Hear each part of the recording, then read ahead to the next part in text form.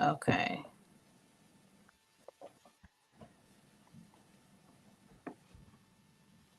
Hello and welcome. I think it is on right now. So let's make sure. It says it's on now. Let's make sure. Um, I see it. you see it? I do see it. I see it. I don't Yep. see it yet. There she is. And I'm trying to Hi. share to my Hi. page. And me. I see the countdown. I don't see anything yet. So it's good that once you can see it, that's good. Because I can't see it yet. Okay, there we are. Yes, I can see it. Perfect. Perfect. We're good to go. Do we like how we are looking right now, or we want to be? Well, I guess it's three of us. That's how it's gonna look. No. All Hi, right. So this Cass. is this is our first. Hi. This is our first. So let me just go in and introduce myself. Good evening, everyone. And you know, guys, I write my speech, so y'all see, you watching down. Don't be judging me. Good. Welcome to my very first episode of the Athena Show. I am your host, Athena, and I am so excited to finally bring this vision to life. This show is all about real conversations with real people, stories that inspire, teach, and remind us that we are not alone in what we face as women. The purpose of this show: the Athena Show was created to be a safe space, a place where we can talk about life, health, healing, purpose, and everything in between. Here, we're not just talking about you, we're talking with you. So feel free as you come in to ask questions and have conversations, because every conversation has the power to change a life. And sometimes hearing someone else's journey helps us find courage for our own. Tonight, we're starting off with a topic that touches so many families around the world: diabetes. It's more than just a medical condition. It's a daily balancing act that affects the body, the mind, and even the spirit. Whether it's type 1 or type 2, living with diabetes requires strength, awareness, and a lot of grace. So tonight, we'll hear from someone who knows that journey firsthand, someone living with diabetes, navigating the challenges and still finding ways to thrive. Because it's not about what we're diagnosed with, it's about how we live through it. So if you know someone that is living or impacted by diabetes, I want you to know this: you are not alone. Your story matters. Our second guest will introduce what many of us don't even know we have, but we will talk in depth about it: Mr. Menopause or Mistress Menopause. Could we give her some kind of Mr. Mistress? I don't even know, but I don't like Mistress Menopause because she stresses me out when I'm in a deep sleep. I'm in Germany, in Bali, and then suddenly, she just comes on like a hot wave. We're going to talk about her today, too.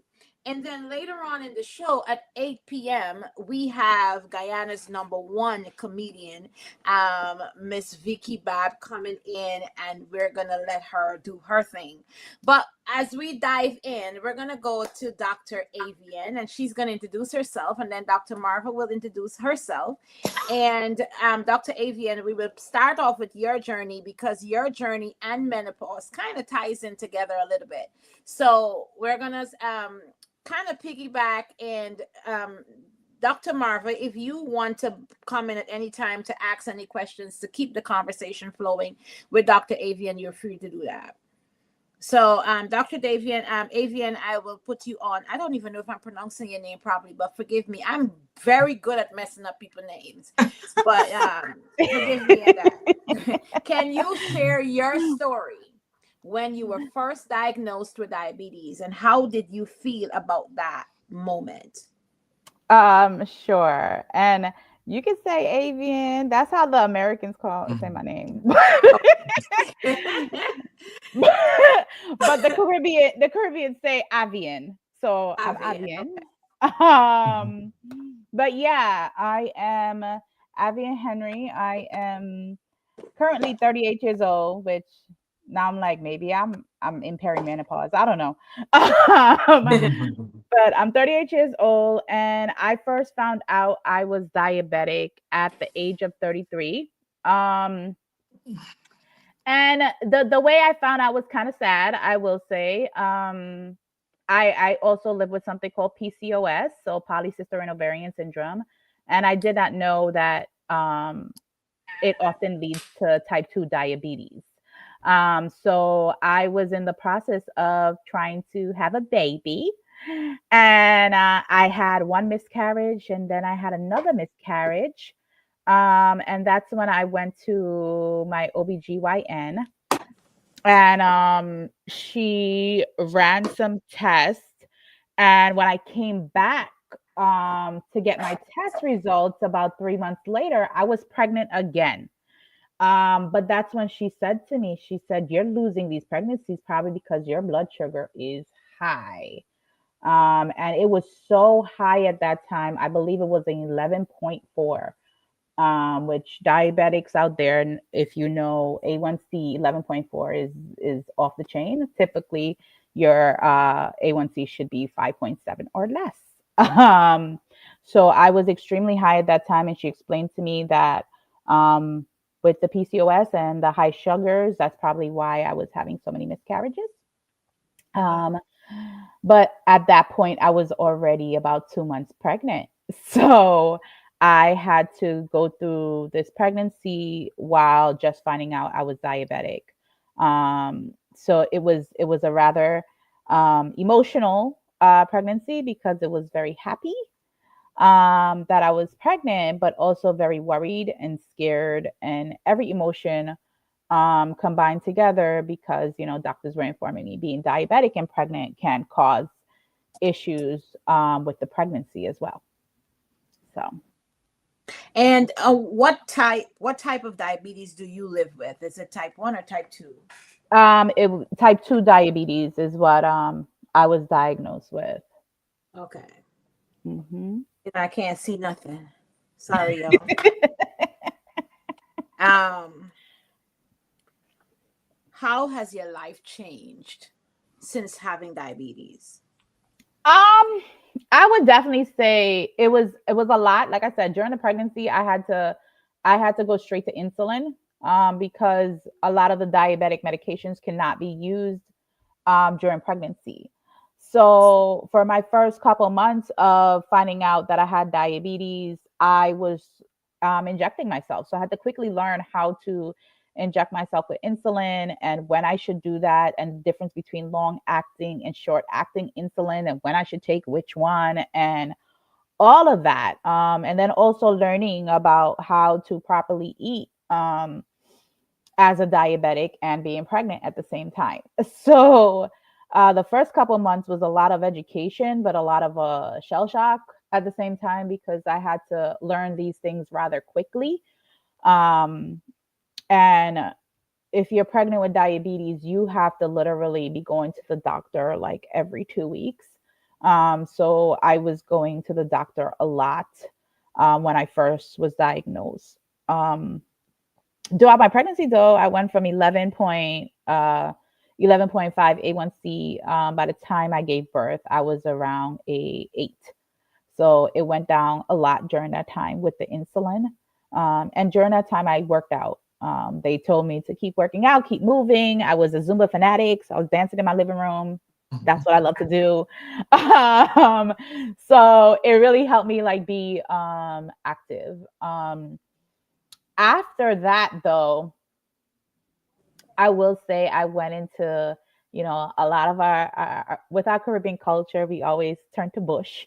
Uh, so after that baby came out, I was like, I'm gonna try to do this naturally. I'm gonna try the bush tea. I'm gonna try, all of these different herbs and um, vitamins and supplements. And so I did that for a while. And I will say it did work for a while.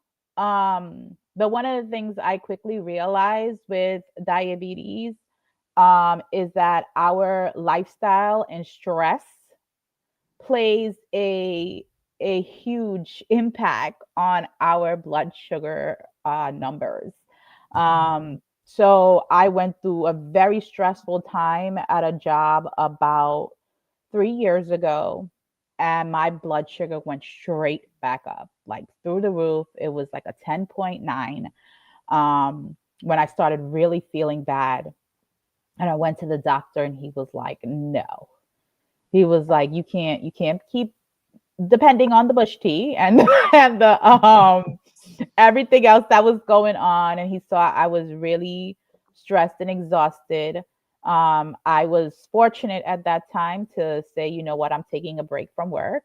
And I took a leave of absence, and I was able to bring it down again, which was great. Naturally, I was able to bring it down again.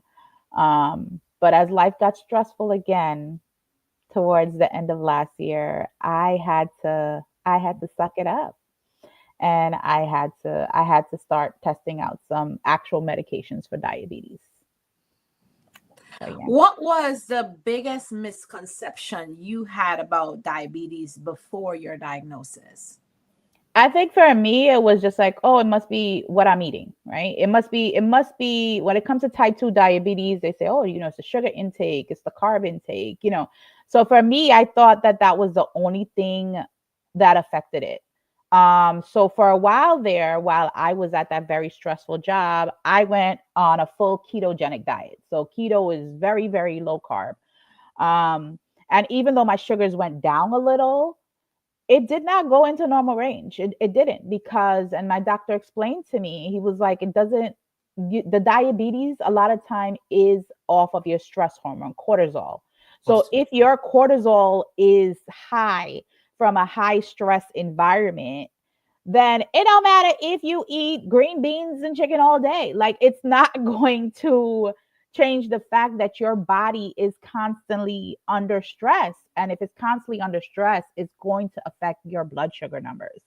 So I think that was my biggest misconception. I went in just thinking, oh, it's the carbs, it's what I'm eating, it's what I'm putting in my body, not realizing it's also the things, my environment, the things that are surrounding me, the things I'm thinking about, right? Can affect everything that's going on inside of you.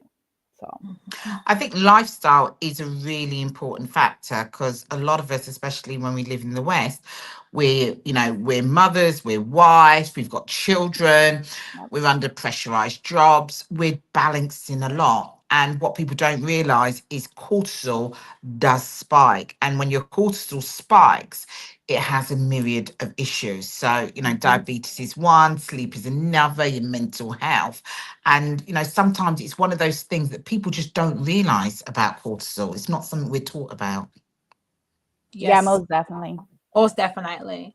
How did family, I know you said you were going through pregnancy, but how did your family and loved ones support you during this period, or during this initial information being given to you, the diagnosis of diabetes? What was the reaction? Were people scared? Did you have family members that thought you were dying? Like, what was the reaction? No, I was the one who thought I was dying. I was the one who freaked out. I will say, during the pregnancy, my husband and my mother was by my side the whole time. And I remember the day I went to the there was a specialist. She wasn't a regular OBGYN. They had to send me to one that was also an endocrinologist. So she had both license, right? So we went to her, and she explained to me about the insulin and injecting myself. And I was just like, I can't do this. Like, I don't know if I can have this baby. Like, I was bluthering tears, like freaking out. And my mother and my husband were there the whole time. And they were like, no, like, you can do this. You can do this. We're going to help you through this. We're going to be there.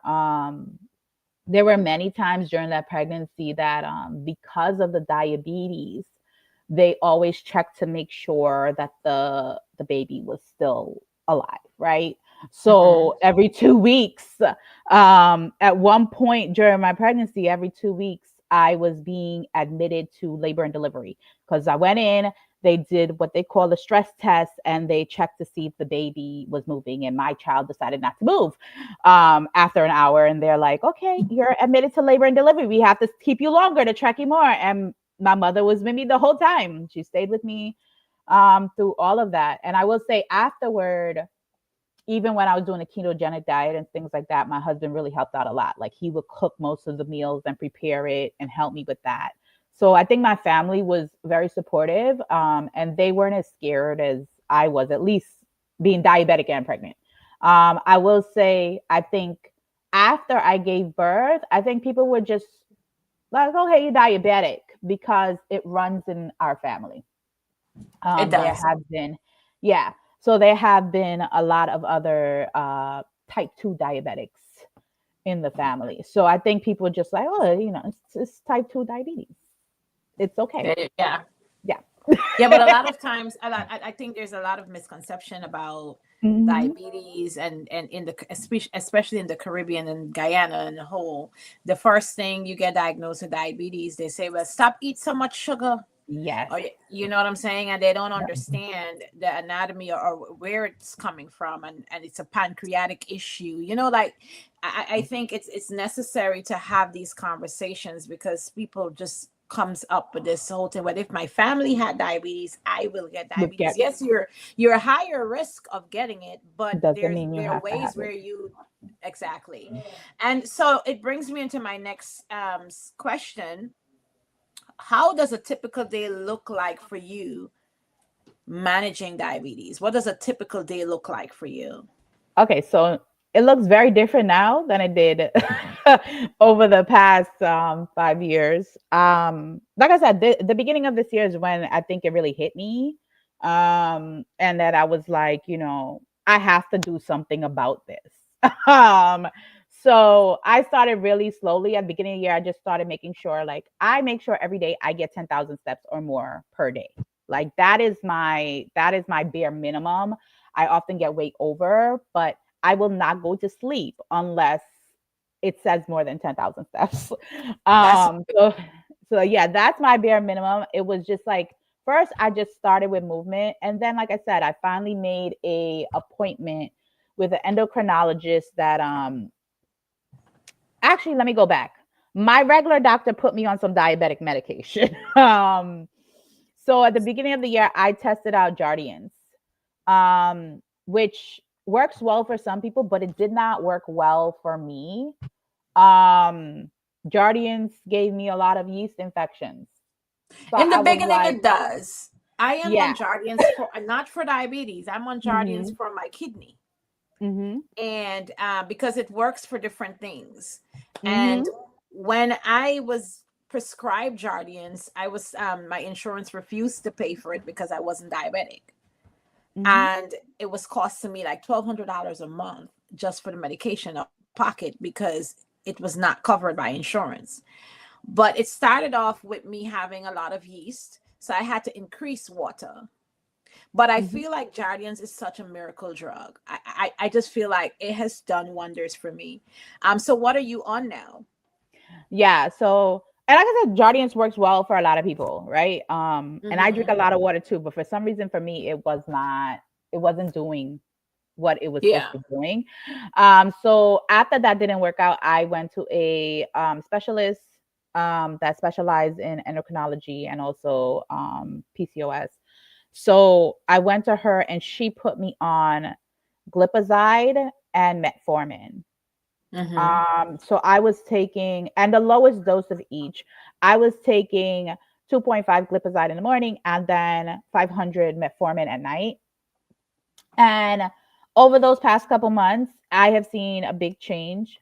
Um, when I first started, my fasting blood sugars were the worst. Like I would wake up with over 200 blood sugar, 275 some days, which is a lot. Like when you wake up in the morning, it should be under 100. Under Okay. So 100. yeah, so my blood sugar was really high in the mornings, and I will say, thank God, over the past couple of weeks, I've been between 220 and 240, which is like awesome. um, so I'm so excited about that I've seen such a big change. And then I just had a doctor's appointment yesterday. So now I'm only on metformin because I've been doing so well. They decided to take me off the glipizide and leave me only with the metformin. So my day, I wake up, I take whatever pill I need to take in the morning. I do take additional supplements that help me with different aspects of diabetes. So one thing I suffered with was the diabetic neuropathy in my feet. So I had a lot of tingling of my toes and things like that. And I started taking, I can't say the names of these, acetyl L-carnitine with alpha lipoic acid and NAC, which is N-acetyl cysteine. I know I didn't say it right, but Yeah. I take those two supplements, and I've been taking those two supplements since January, and it has done wonders for my diabetic neuropathy. And I've started like telling my husband's parents also have diabetes, and they have also started taking that for their neuropathy, and it has helped them tremendously. So I take those things in the morning. I have a very low carb breakfast. I will say almost every day I eat the same thing: boiled eggs, um, piece That of was my next Ezekiel question. toast. Yeah. Yeah, piece of Ezekiel toast, and then maybe turkey sausage. That's what I eat for breakfast almost every day. On the weekends, maybe I'll do a nice vegetable omelet or something. But that's basically my breakfast, and then I go off to work. And like I said, during the workday, I'm very conscious. If I get bored at my computer, I just get up and walk.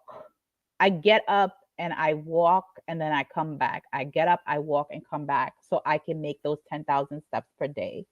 But what Um, motivates you to stay consistent and positive despite the challenges? Because exercising and working out, especially with us coming on to winter, tends to become less motivating as the yeah. place gets cold. So what motivates you? I think definitely my daughter. Um, at this point, it really is my child, making sure that I'm here for her as long as possible. I will also say finding the right medication and then finding the right community when it comes to the gym has been really helpful for me. I knew myself. I was not going to a regular gym. I couldn't do it. I don't see myself going to a gym and knowing what to do and what exercises to do was not happening. I found a gym within my neighborhood. It's a fit body boot camp, which basically is you go in and you go through a circuit workout. You have a coach that is there making sure you're doing the exercises correctly and motivating you along the way. And you're not doing it by yourself. So it's like you're going through torture because sometimes it's torture. You're going through torture, but you're not by yourself. You have people going through the torture with you. And I will say it's awesome because at the end they do like a whole, they make everybody give everybody high fives and congratulate you for finishing the workout. And then they take pictures of you when you meet milestones. And for me, that helps motivate me. If I go to the gym by myself and I'm expected to do certain workouts by myself, I know I'm not going to do it. Yeah, me Yeah. too. Yeah. You have to So So, find your tribe. You have to find your yes. tribe. Yes. definitely. So I had some questions for education and awareness under the category of education and awareness. And so I'm going to touch two questions in there and then two questions on um what do you have for the audience to inspire them. I don't know who's here. Hello everyone who's here. If you're here, don't feel free to say hello. Hi Ken, good evening. Good evening Ken, how are you? Thank you for saying hello. My first education question for you: what is one thing that still needs to change about how society views diabetes? I think definitely the idea that it's all based on what somebody's eating. Because it's not based on just what people intake. It's not based on just sugar, right? Carbs influence your sugar level. So it's not just that people become type 2 diabetic because they're eating candy all day. That's not the reason behind it. There's so many different aspects that play into somebody becoming a type 2 diabetic. So I think just that in of itself is a big misconception that a lot of people Still, I still get that. People be like, "Oh, you're type 2," and I'm like, "Yeah," and then they're like, "Oh, you got to stop eating all that sugar." I don't eat sugar. I really don't. Yeah. So I think that's one of the biggest things that people need to realize. And then the other thing I think is just it's not normal. It's not like, oh, type 2 diabetes is just a normal thing. Like people just have it. Like it can cause serious things later on in life, like amputations and things like that. And if you can avoid it or manage it, then I don't see why you wouldn't want to.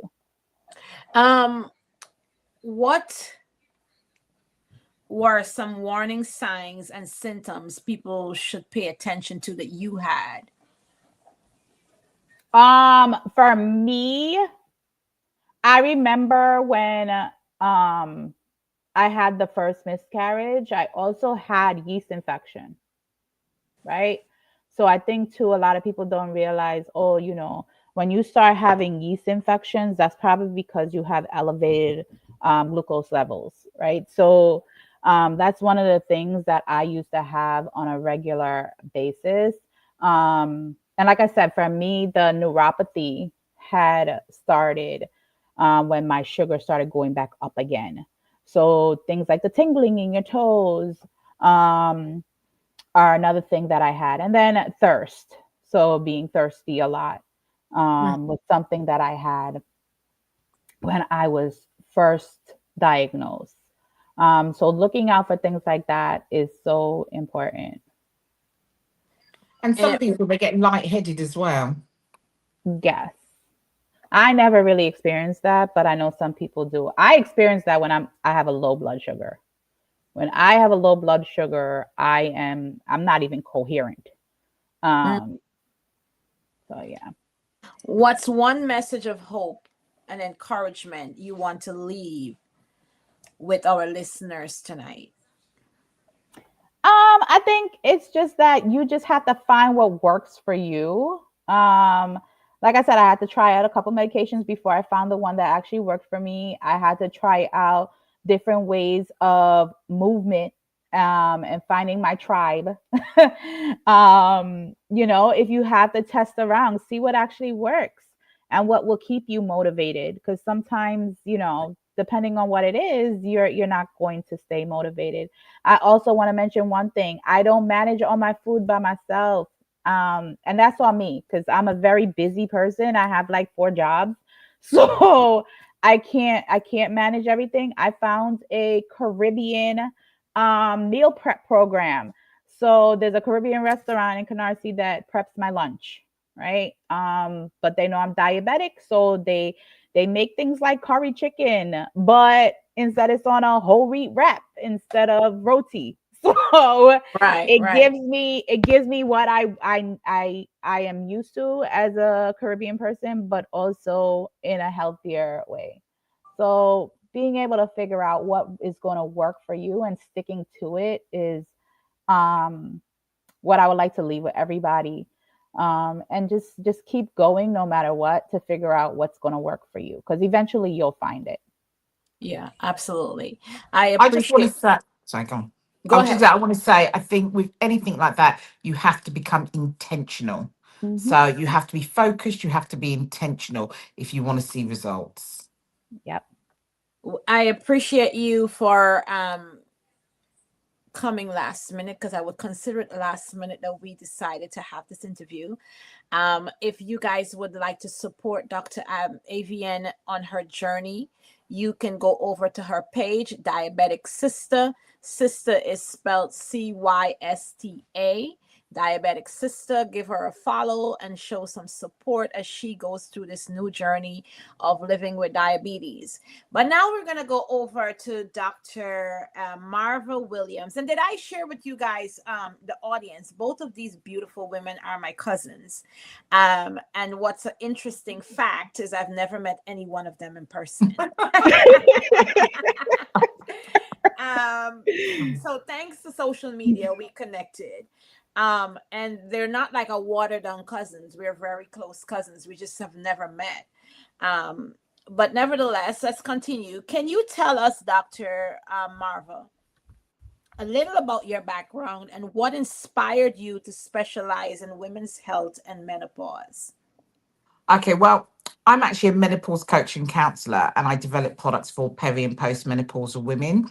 But what started me on this journey was back in 2019, I was hospitalized twice and nearly died due to my perimenopausal symptoms. The first time, my mum asked me to go and pick up a prescription for her. I went to the doctors to pick up the prescription and I collapsed. And the doctor told me later that they had to resuscitate me. I was turning blue. I was not feeling ill that day. They ran some tests. They got me to hospital. They ran some tests and they said I had low iron and low magnesium. So it sounded really, really easy. What they didn't say that I was menopausal or perimenopausal at the time. So I went. They gave me the iron. They gave me the magnesium. They put it on. They said go and see your doctor in a week's time. Went to see my doctor in a week. He told me the story, and he said you'll be fine. Just continue taking the supplements. I thought that was the end of the story, but 2 months later, I woke up and I couldn't walk. My joints had actually seized up. Um, my mum got me back to the hospital because she got on an ambulance. And when they got me to the hospital, they ran a load of tests and they said my iron was practically non existent in my body. My magnesium was ultra low. That's what's caused my joints to seize up. And I'm having this long debate with them that this is impossible because I've been taking this medication for the last 2 months and, going on.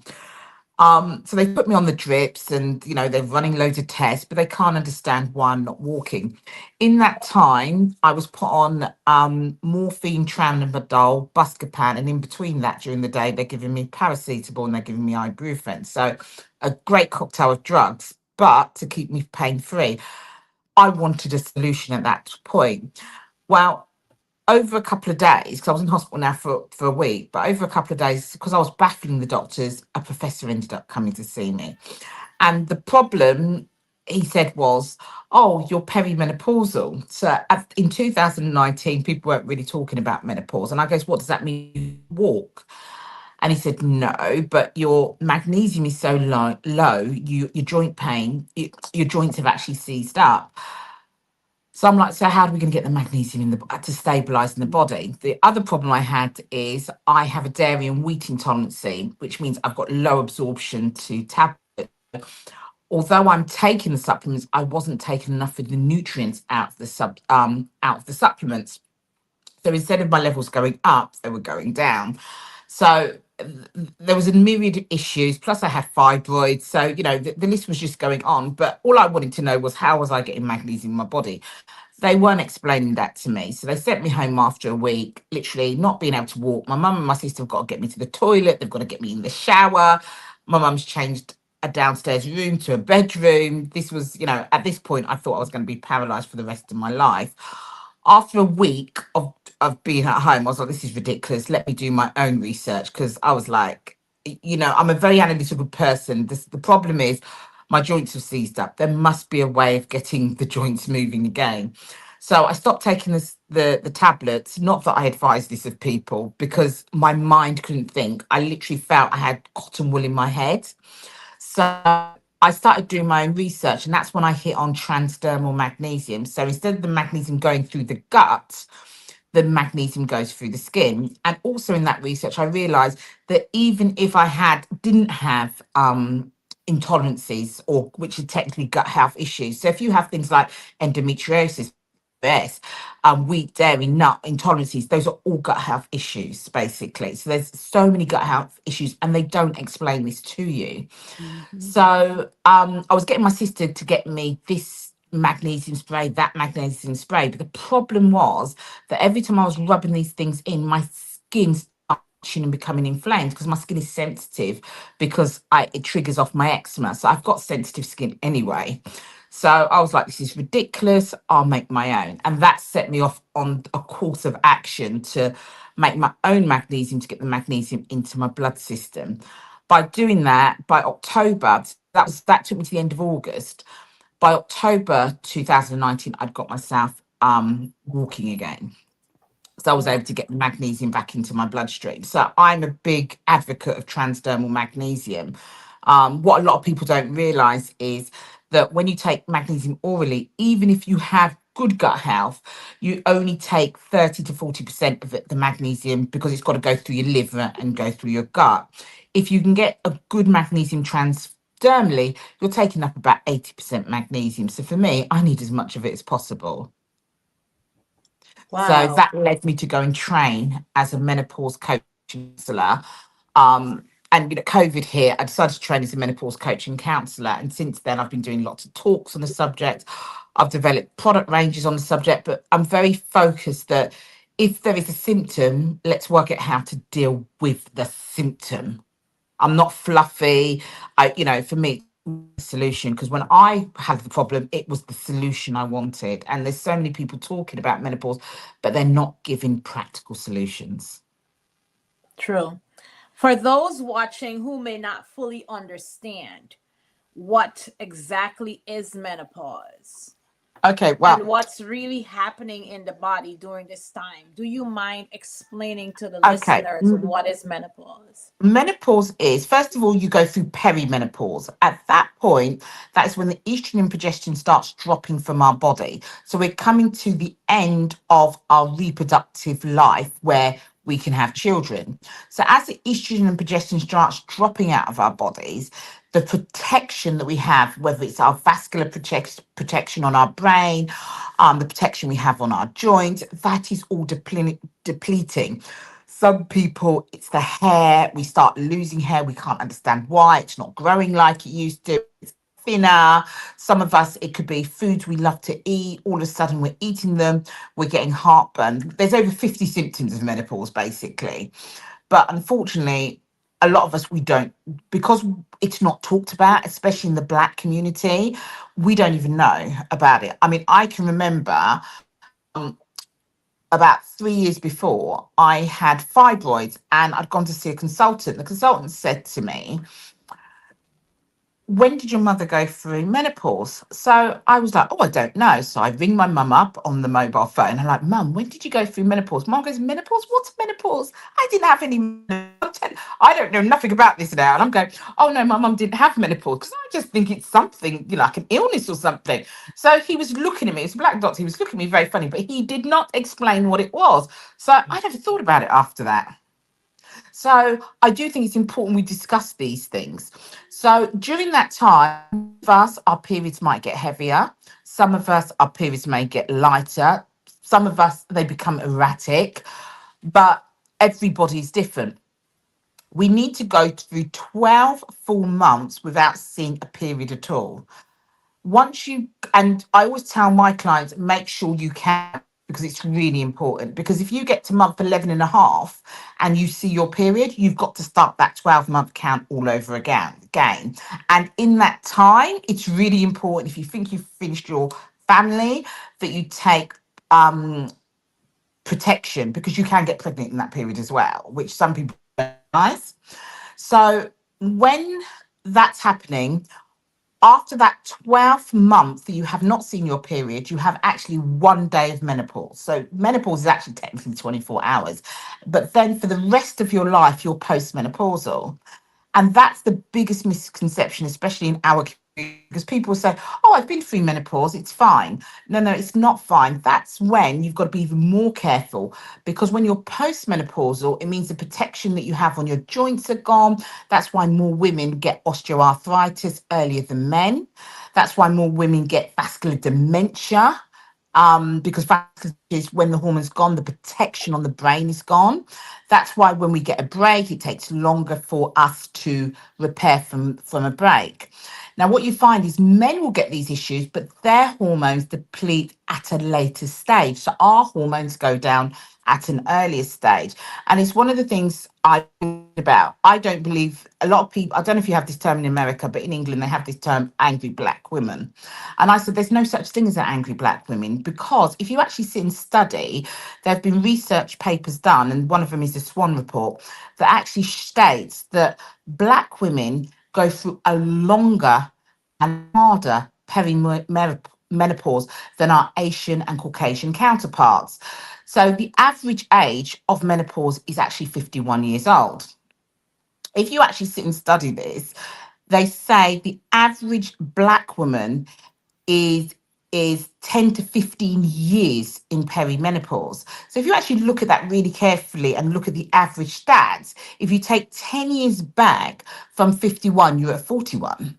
And if you take another 5 years back, you're at 36, which then means the average black woman goes into menopause at 36. Now, if we look at the average wife at 36, she's probably got teenage children, she's building her career, she's under a lot of stress. So obviously our hormones going down are starting to play havoc. And when our hormones go down, it's not like a gentle walk in the park. As I call it the fight of the estrogen and progesterone, because some days the estrogen will be higher, some days it will be lower. Some days your progesterone will be higher, some days will be lower, which obviously plays havoc with our emotions. So that's why I say that there's no such thing as the angry black woman. Our hormones are at play, basically. And we have to understand that, unfortunately, for the average black woman, by 36, we are in perimenopause and we will start going through it. So it's really important that we understand the stats and what we're doing. That's part of the reason why I'm actually also doing a menopause and race survey at the moment, because I'm gathering data, and the data that's actually coming in is really interesting, because a lot of women were saying they're having all these issues, but we're not in menopause or we're not perimenopausal. You look at the age and like, you actually are. If you realize it or not, you're definitely in perimenopause. So Yes. I think there's a lot of education that needs to be done. And I think because we look young, and I say we look young because people say to me, oh, I have women say, oh, you can't be perimenopause. How can you discuss it? I'm like, listen, I'm 53. I'm actually postmenopausal now. Really? Because we look with young as black women, you think that, we are young, but we're not. Our minds might be young, but our bodies are telling us something different. Yes, that's true. And you covered quite a few of my questions. So I'm now at, are there emotional or mental health changes that comes with menopause that women should be aware of? Oh, definitely. Some women, they become very emotional, they cry. Anxiety is a really big one. Our cortisol level goes up. And what we find is, I have women, they were very good drivers, and now they're nervous to drive. Some women, they don't want to be in crowded spaces. Some women, you know, there's so many different mental health issues, and so many women get diagnosed during this period with depression and are given antidepressant tablets. So there's so many issues with emotions that women do go through during their perimenopausal years. And a lot of women feel they've lost themselves. They say, I can't put my finger on it. I just don't feel like me anymore. Wow. How important is nutrition and exercise in managing menopausal symptoms? I think nutrition is really important for perimenopausal women. Um, and when I talk about nutrition, I mean everyone's going to hate me, but I always talk about things like bush tea. I always talk about nutrients like ashwagandha, which is really good for mood swings. I talk especially gut health issues, because so many of us black women have got such bad gut health. And I talk about things like sea moss, which is really, really good for you. Things like bladderwrack, which really for making you can clean out the stomach. You don't want to be hoarding too much in your intestines. Also black seed. I mean, I personally don't like black seed oil, so I look for the black seed powder. All those things are really important, for us to clean our systems out, because I believe in those really strongly. And exercise, I always think, or I always advise about weight bearing exercises. Like you must do some form of light weights, because when we lose our estrogen and progesterone, our bone density goes, and that is really important. So if your bone density is going, that's why if we fall down, we might break more easily than we did before. So by doing weight bearing strength exercises, like lightweight, it helps us with our bone density. Things like yoga, things like Pilates help with the suppleness of the bones as well. So they are all things that will set you up for later life as you get older. I just want to jump in right here because that is one of the things that my doctor said yesterday is probably helping my blood sugar go down so quickly as well. the fact that I'm not just doing cardio by itself, but I am Mhm. doing a lot of weight bearing exercises, Mm, resistance training. mm. So with the help with, like I said, I'm pretty sure I'm in perimenopause. So I think that that is such a great tip for both perimenopause and diabetes. Yeah, and postmenopausal as well. You know, Mhm. when you've been through the menopause, it's really important. Yes, I agree. I just want to stop by into the comment section and recognize some of our viewers. We have Onika here tonight. Welcome in. We have Simone Patrick. Welcome in. Simone said, I just started CMOS. Hazel, welcome in. Again, Ken, thank you for being here. Now, one of the questions as I was preparing for tonight, and I'm sitting at my desk at work, and I'm like, I have to ask her this question. What is your view on hormonal replacement therapy? And who is it right for? And what should women know before starting it when it relates to menopause? Okay, HRT, I'm not against it. It does have a place for women. My issue with HRT is every woman now thinks they need to be on HRT, because all the celebrities are talking about how wonderful HRT is. I caution people with HRT because if you've got in your family history things like blood clots, if you have strokes, if you have cancers, these are predispositions you may have. You need to be really careful with HRT. You need to get the right because you can trigger cancer. And there have been research papers, although now they're being poo-hooed, there have been research papers that have done which shows that it can trigger HRT. And in the UK last year, there was an expose documentary done, and I was actually interviewed on Sky News the day after, how women would had been given HRT and it triggered off things like cancer in the cervix, and now they're complaining because they don't think due care was given. The other thing, if you're going to go on HRT, make sure your doctor is doing the proper checks, because I don't know about America, but in the UK, we have something called NICE guidelines that you have to adhere to. And what a lot of the doctors are doing, they're not doing the proper tests before they're putting women on HRT. Then when women are complaining they're still getting symptoms, they're just telling them to up the HRT. NICE guidelines is very clear. It says before you put somebody on HRT, you're meant to test them to see where their levels of estrogen and progesterone are. Then that helps with the dosage of HRT. In the first year, you should be tested again after 6 months, um, so they can see what's going on. And then after that, you should be tested yearly. What's happening in the UK, people are being put on HRT and they're never being tested, basically. And that can have its own problems. So I think you need to really be aware of HRT and you have to make informed decisions for yourself. I personally decided not to go on HRT, mainly because there is cancer in the family, and also because there are strokes in on both sides of my family. So I just decided it was not for me. It wasn't a risk I was prepared to take. Yes, I agree. Um, when a woman is going through menopause and perimenopause, um, some of them loses their, what you want to say, the word just went away. Brain They fog. don't want to have, they don't want to have sexual intercourse, right? Or they don't want to be touched, or they don't want to be loved by their husband. What advice do you have for partners or family members who want to better support a woman going through menopause?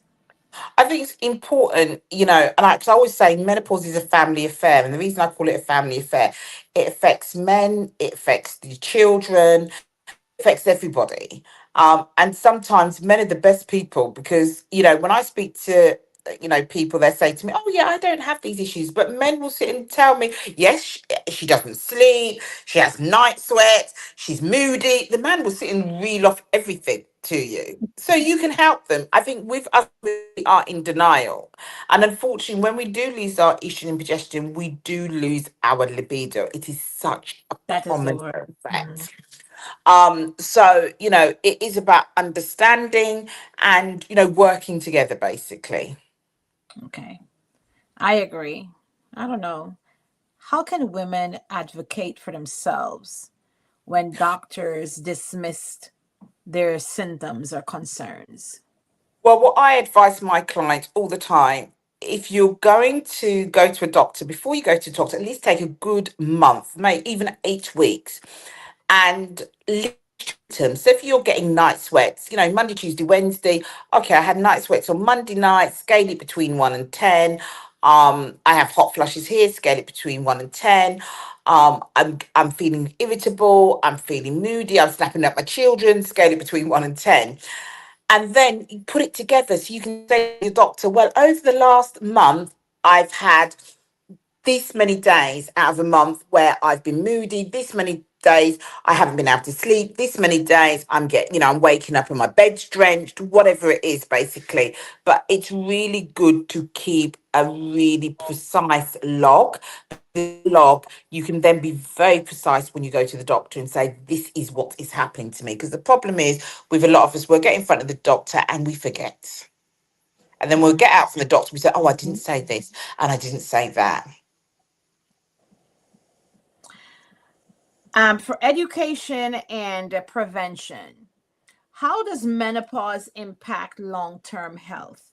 Things like bone density. You spoke a little bit about that, but what about heart health and metabolism issues?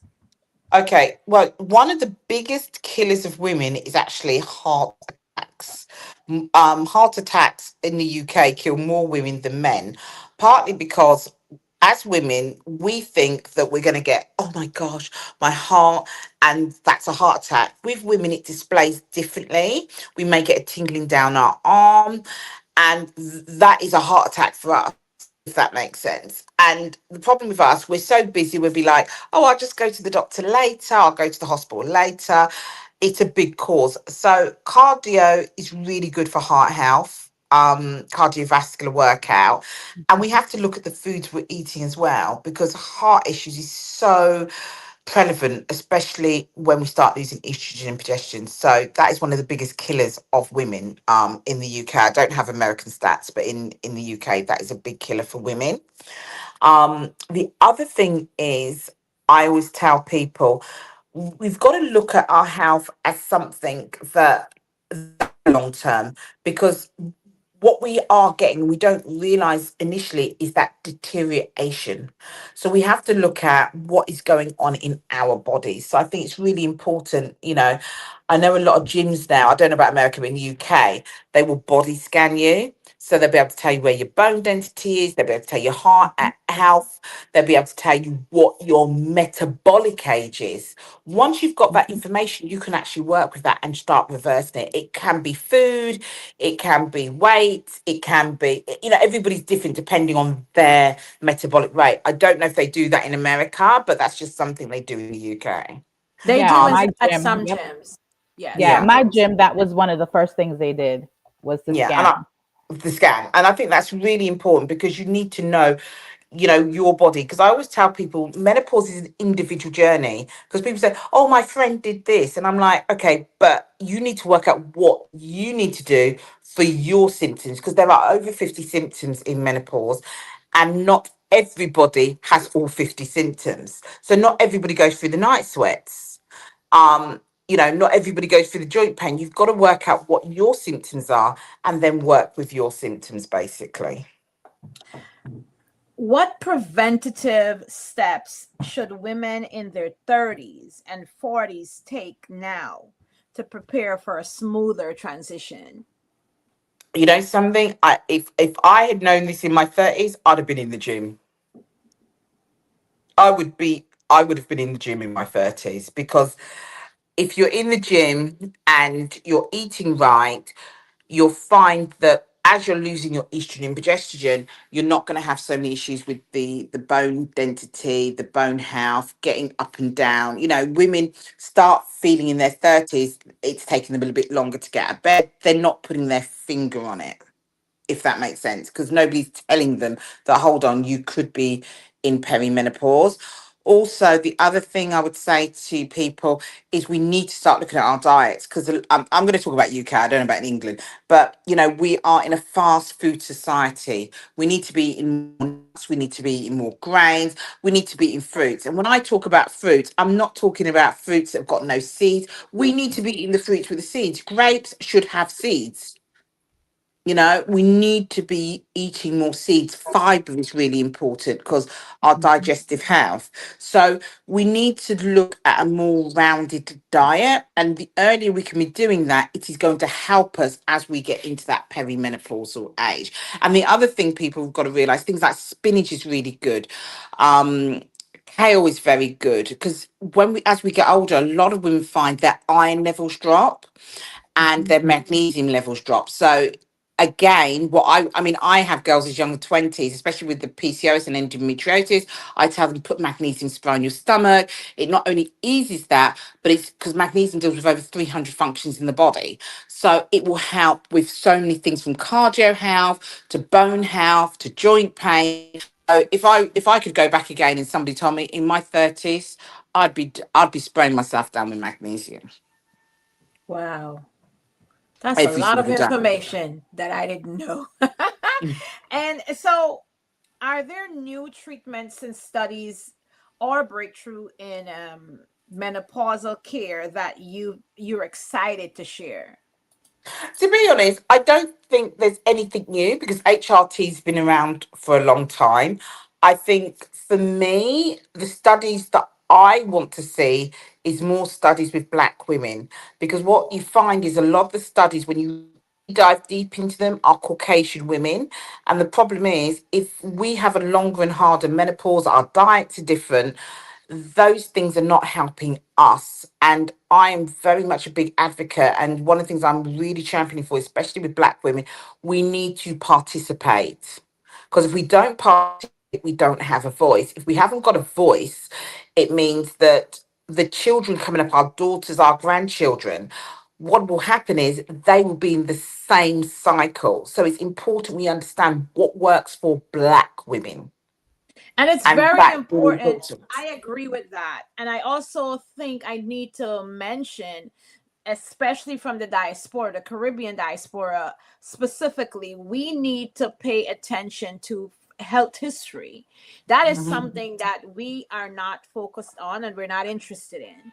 Because I have relatives that I would be like, hey, do you know who had this in our family? And they're like, why is that important to you? We're alive.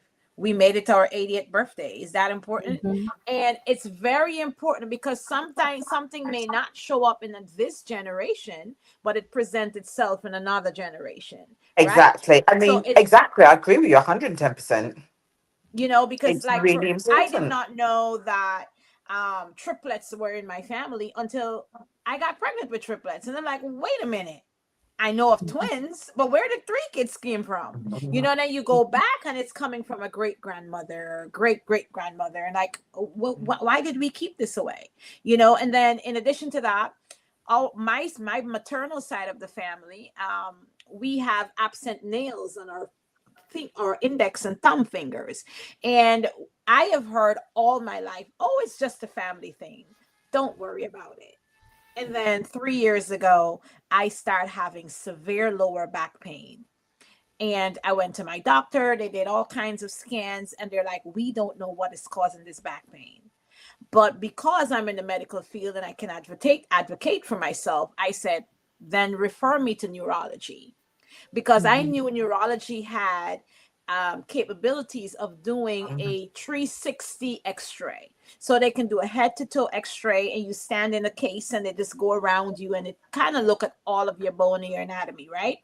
So I went in there and they did that. And the doctor said to me, he said, Miss Winter, I still don't see what the problem is. I don't know why you're getting this back pain, because sometimes when I get the back pain, I can't get out of bed. Long story short, I got home from that appointment. Less than 5 hours of getting home, I get a phone call. You need to come back to the hospital. We have a problem. And that's where they figured out that I have family, that my grandfather, I think my great grandfather, was Irish. I never knew that. Mhm. And I have a disease that can only be found in Irish people, which is nail patella syndrome. And this comes back to say that we should have these conversations. So one of the reasons I am so passionate about having social media conversations and sharing things with my audience is because I want to change that narrative, or that perspective that we don't need to know. We need to know. And as women, we need to have these conversations, and we don't need to be embarrassed about talking about it, because that's another thing. We Caribbean women or Black women don't like to talk about menopause because we associate it with aging. And Mhm. so we think we're getting old. We don't want to let anybody know that we're going through menopause. And we don't want to talk about sex because it's so taboo. It's so bad to talk about it in public. But the Bible tells you that you must procreate. Like, make sense, make it make sense. You know what I'm saying? So we have to change the narrative, because if we don't start having these conversations, young women are going to come up and still believe that we should not have these conversations. And when you have, like Avian was sharing earlier about um the UTIs and the yeast infections, and how it related to her diabetes. If she was somebody that says, "Oh, I wouldn't talk about this because I'm embarrassed to talk that I had these infections," then nobody would know that it's related to, it could be related to diabetes. So in closing up with my interview with you, what's one thing you wish every woman knew about her body and this phase of her life? I think this phase in particular, I think it's really important. And, I always go on about this, but it's really important we understand what is going on with our bodies. It's really important we keep a diary so we can work out what are our symptoms and how it is affecting us. Because the only way we're going to get through this is understand what's going on in our bodies. And as I said, everybody's different. There are over 50 symptoms, we need to work on what our symptoms are. So I always bring it back down to is when women come to me, keep a diary, let's look at it in 6 weeks, let's look at it in 8 weeks and study what is going on. And you'll be surprising the things that actually come out, things that people probably wouldn't even talk about. Just in generally, and also things that people don't normally even associate with menopause, basically. So there's lots of like sheets where we ask lots of questions about different things and women tick them, basically. Hmm. I So Mhm. I agree. think but that's I but think that's the most important thing, is understand what's going on with your body. And once you understand what's going on with your body, then work on the best course of actions, whether it's HRT or whether you deal with it naturally. But you need to know what you're dealing with first. So Erna says, "Wow, you are three beautiful ladies, and I'm happy I Oh. joined to listen. I have some of those symptoms also." I guess she's saying too, and I didn't know why. Now, if you could leave our viewers with one message about thriving through menopause and what it would be, um, what would you say? And Well, this I would. question is twofold. The question is twofold. The second part of the question is, we have women on this on that's viewing us right now that may be going through these symptoms and don't know where to look for help. Can you share the name of your group, your products that you offer, that you have formulated yourself, and it's going viral across the world?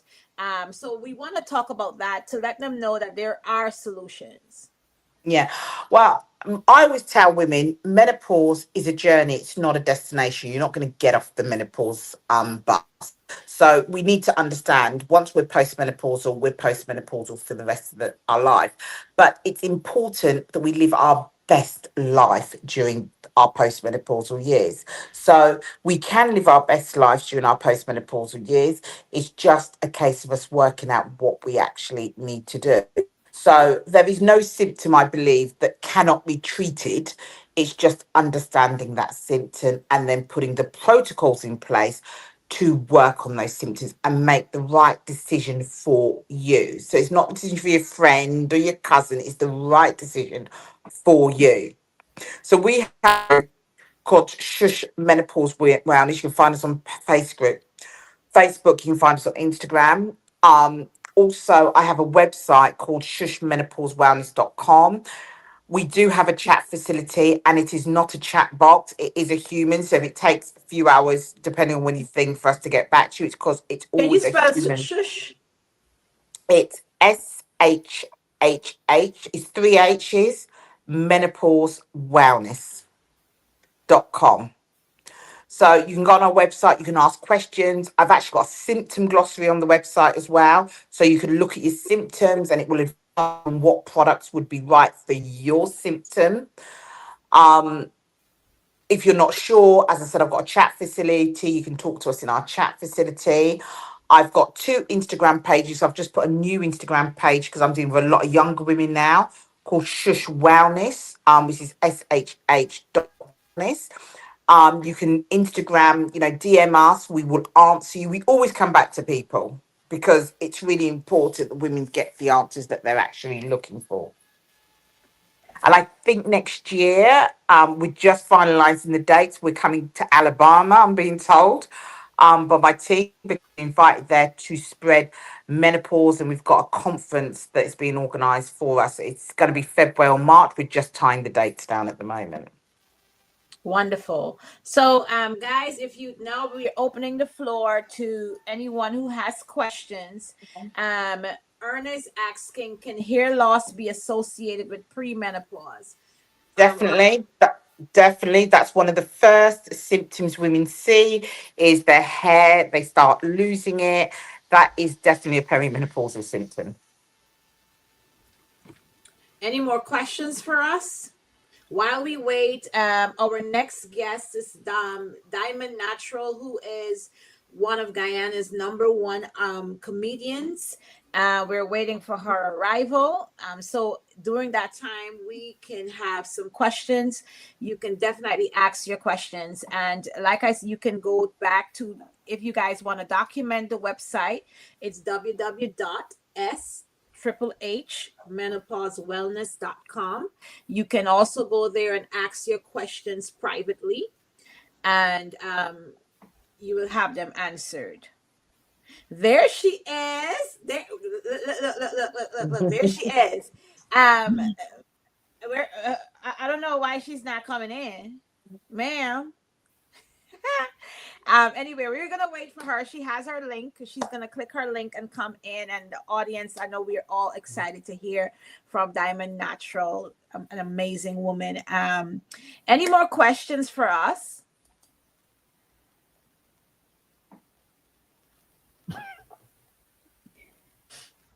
I've been here 45 minutes. So why are you not in stage? Can you click the link that I sent you and it's gonna bring you on stage? There she is. Oh, there she is. Ah, there she is. How are you?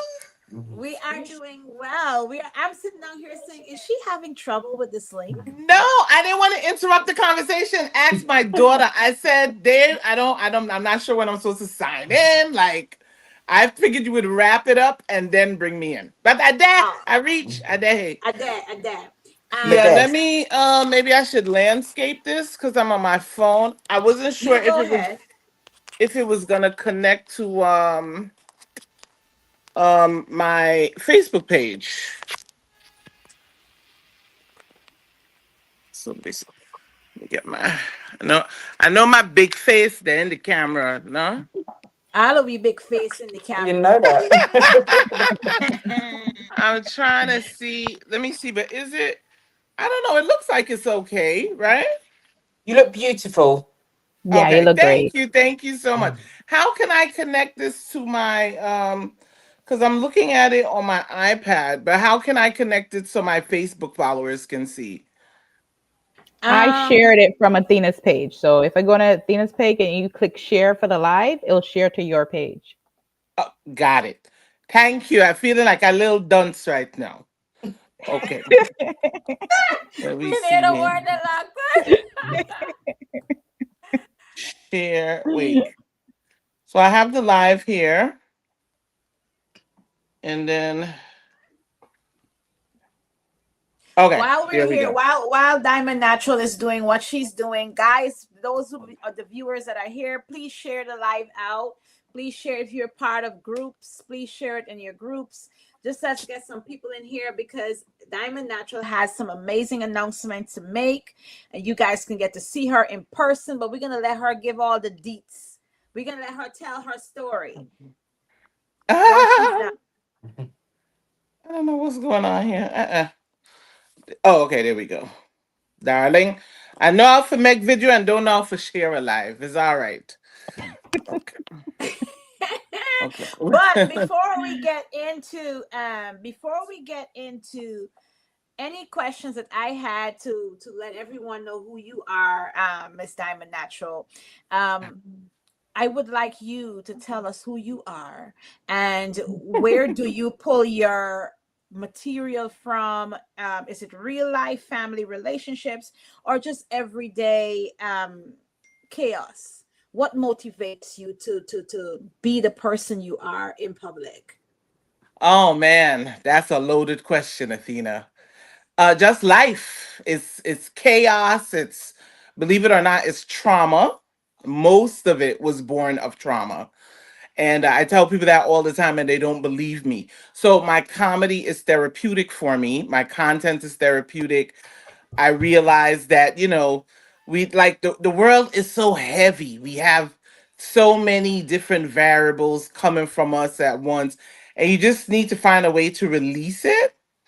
So I've somehow just stumbled upon being able to project it back through a comedic lens and even saying the difficult things that most people don't want to say or that they're afraid to say. Yeah. And I think that's what started my journey on social media too. Okay. Trauma. I started going to a therapist Mm. about three years ago. I did not know it was depression, and you would think I would know because I am in the medical field. But I did not want to get out of bed. I would Oh. just stay in bed and sleep. And Mm. I went to the doctor. Doctor says, "I think you're depressed, Yeah. and I think you need to start talking about it." And so I Wow. started coming and being myself. I started dancing, even though I can't dance. Mm-hmm. And I started doing things to make me happy. And with that, so many women started reaching out in my inbox and saying, "Oh my gosh, you dancing gives me hope. Like I have so much going on and I look forward to coming on Facebook or looking for." So I get that that could be birthed from trauma and chaos. But do you think being funny is something you're born with or something that you had to work on? Um, I never knew I had it. I just knew that I liked making people feel good. I like to lift people's spirits. That's just something that's always been in me, right? To make people laugh, to brighten up their day. To me, it wasn't really comedy. It was just me. It was a disarming mechanism for me to disarm them. Like, to make them, to create a safe space for them. um and the hallmark of comedy is relatability. So I know everyone in here is Guyanese or of Caribbean descent, right? I heard these are your cousins. So, They are. so we all, you all hear the saying, not every skin teeth is joke, or not every skin teeth is laugh. And I say that all the time, like just because I skin teeth, I the skin teeth, but I don't make joke, right? So, it's just a way of just really trying to connect to people on a deeper level, because to me is like not everything is funny. not not everything is funny, but I'm gifted enough where I am able to make it funny, right? And it's really just a way for us to connect to each other. What's one story that always get a reaction no matter where you perform? What, say that part again? I didn't hear that again. What's one story that you share that always gets a reaction no matter where you perform? um as far as in my set, when I incorporate it into my In your set. set, yeah. Yeah. the story about my daughter's father and how we met and how it ended. They love that joke.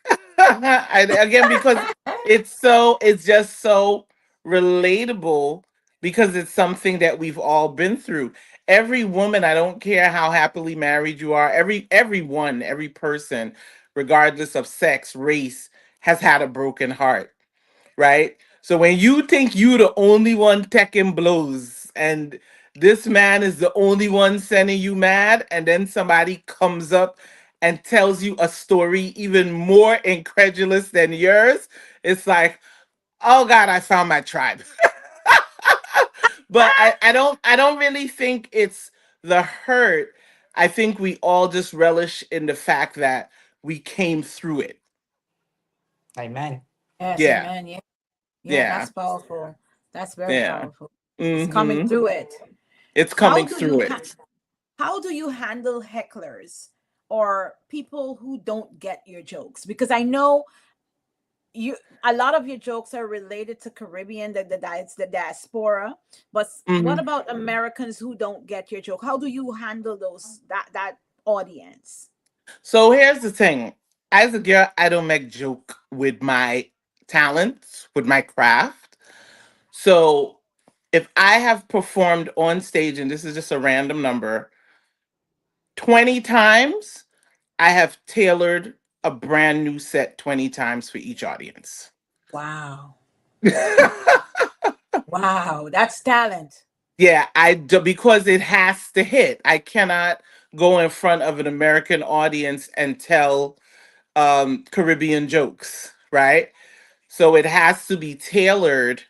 If I performed in DC, I tailored my jokes around the summers I spent in Maryland, and how I didn't know until I grew up that all the time I thought I was in DC, but it was really Maryland. People want to hear about their immediate vicinity. They want to know that you feel that you've done the work, so to speak, and the research to care about their particular community. So that really hits home with them. Something that hit home to me Mm. when I flew down to New York to see you in person, your show, I did not realize the amount of work that goes behind preparing for a set. Oh my gosh. And, some people often see the laughs, but not the grind. Oh. And so, what's the hardest part of being a comedian and being an entertainer in your world? What's the most difficult thing? Because for me, I enjoy the laughter and everything, but then I had to humble myself and say, Athena, this woman is not just coming on stage. Listen to what she shared. This was a Mm. journey to come before you, and so I wanted to bring that perspective to my audience and people who follow you and listen to you, that this is not just you coming in front of a camera and talking. There's work behind this. So how do you prepare for this? Let's talk about the grind. Oh my goodness. So the grind, it's funny because one of the comedians who I'm bringing to the holiday edition show, Miss Nikki Crosby, she's a veteran in the comedy game in Trinidad. She was one of the first biggest female comedians to come out of Trinidad. And she and I were talking about, the pay scale, and she said, and we both agreed that people don't understand. They'll reach out to us to do a 30-minute set, and they don't understand that a 30-minute set requires weeks and hours of preparation between writing the material, practicing the material, rehearsing your inflection points, and finally to get on stage to the point where it's committed to memory and it's going to be delivered the way because comedic timing can't be taught. So you have to flush it out and know that something is going to land on stage, and sometimes it doesn't. And you have to be skilled enough to be able to pivot in that moment. So you remember I told you before you reached out for us to do the interview. This kind of happened by happenstance, right? Just from a comment, and she didn't know. Like she you said that you wanted to see more jokes out of me, and I don't know if you realized it or not, but I was on stage for almost an hour. My DJ told me. So I videoed the entire thing for my husband to see. So when I went back, I was like, she was on stage. Athena, you were so out of line to go on that lady's stage. Right? Yeah. But like for me, I am humble enough when people pull me in line to receive it positively. And I Mm. felt like in that moment when I said that, I didn't process what I was saying, and it was under an ad and stuff like that. But I love the way that you approached it also. I Oh, love that you came into my DM and you said, you know, so, and I was like, I love her already, because I felt it's all about respect and diplomacy, right? And a lot of yeah. times we women don't know how to communicate with each other, and I Mm. felt like that was something that you mastered. Just this is way how you approached it. Like I felt so comfortable. It's almost like I knew you for years, the way Oh how you my God, approached that's a me. beautiful feeling. Yes, Yeah, that, I mean, believe it or not, what you just said, that means more to me than um the the the validation and the laughter, because I'm very cognizant about how I treat other people. Um because I always take other people's feelings into consideration, not to my own detriment, but I'd like to make sure that there's no miscommunication. And I think there's a certain way to handle things. Like, I don't need an audience to get my point across, right? mhm, mhm. Especially because, as I said, I've seen you on social media. You took time out to come to my show. I value you as an avid supporter. I'm not going to just dismiss what you're saying, right? So I wanted to give you the respect that you gave me. So that's paramount to me. I always want people to say, she really takes the time to listen to you and to understand, because nothing is perfect, and I always welcome constructive criticism, but I will always correct also if I know that something was not perceived the way I intended it to be Yeah. perceived. Yeah. So how do you use humor to speak truth and bring awareness to real life his issues? And I know what I receive from your content, and all the viewers that are here tonight, we Mm. all receive information differently. I know why Hmm. I come to you. Like if I'm sitting at work and they pissing me off, all I do is go to Instagram, Diamond Natural, and I put my phone up like this, and I'm in a Zoom meeting, and I'm I'm zoned out, completely zoned out. You Hmm. entertain me you relax me. But Oh, how do you use humor to speak your truth? How do you come up with these stories? Like the first time I came into contact with you was the pepper pot. which one? Which Your one was that? auntie, your auntie, way back the way when you. This is way when you first started. You remember was it your auntie? Oh gosh, what's your auntie name? And the pepper pot. You don't I'm know the trying to auntie? think. Yeah, I'm All trying right, to don't think let me. which story was that. No, no, no, no, no. I know we had the Guyanese Thanksgiving. Yeah, the guy we had the guy in East Thanksgiving, and you had the Christmas too with the pepper pot. Uh Come on, audience, help me with the name. I can't think of the name. huh. Melissa, Mel is here, and she says, "How do I send star upon this thing, man? Listen to me, Mel. You Who is could it? Oh, donate. Mel, you Malicia. making yes, you making big money on social media. We want you donate a ticket for somebody in Atlanta to go to the show. We want you take one of your $100 then when you're making on Facebook and buy a VIP ticket for somebody going on the show. All right, there's your stars." Anyway, I'm not going to ask you too many questions because I really the purpose of me bringing you on this show is for you to highlight what you have coming. And I want Okay. and I have 57,000 followers, and I know you have more than I do, but it might be 57 that you don't have on your end. It's not, we probably Oh don't yeah, have the same absolutely. people, Yeah, because I think I right? have 12,000 on Facebook. And then, but then over on TikTok, it's 128,000.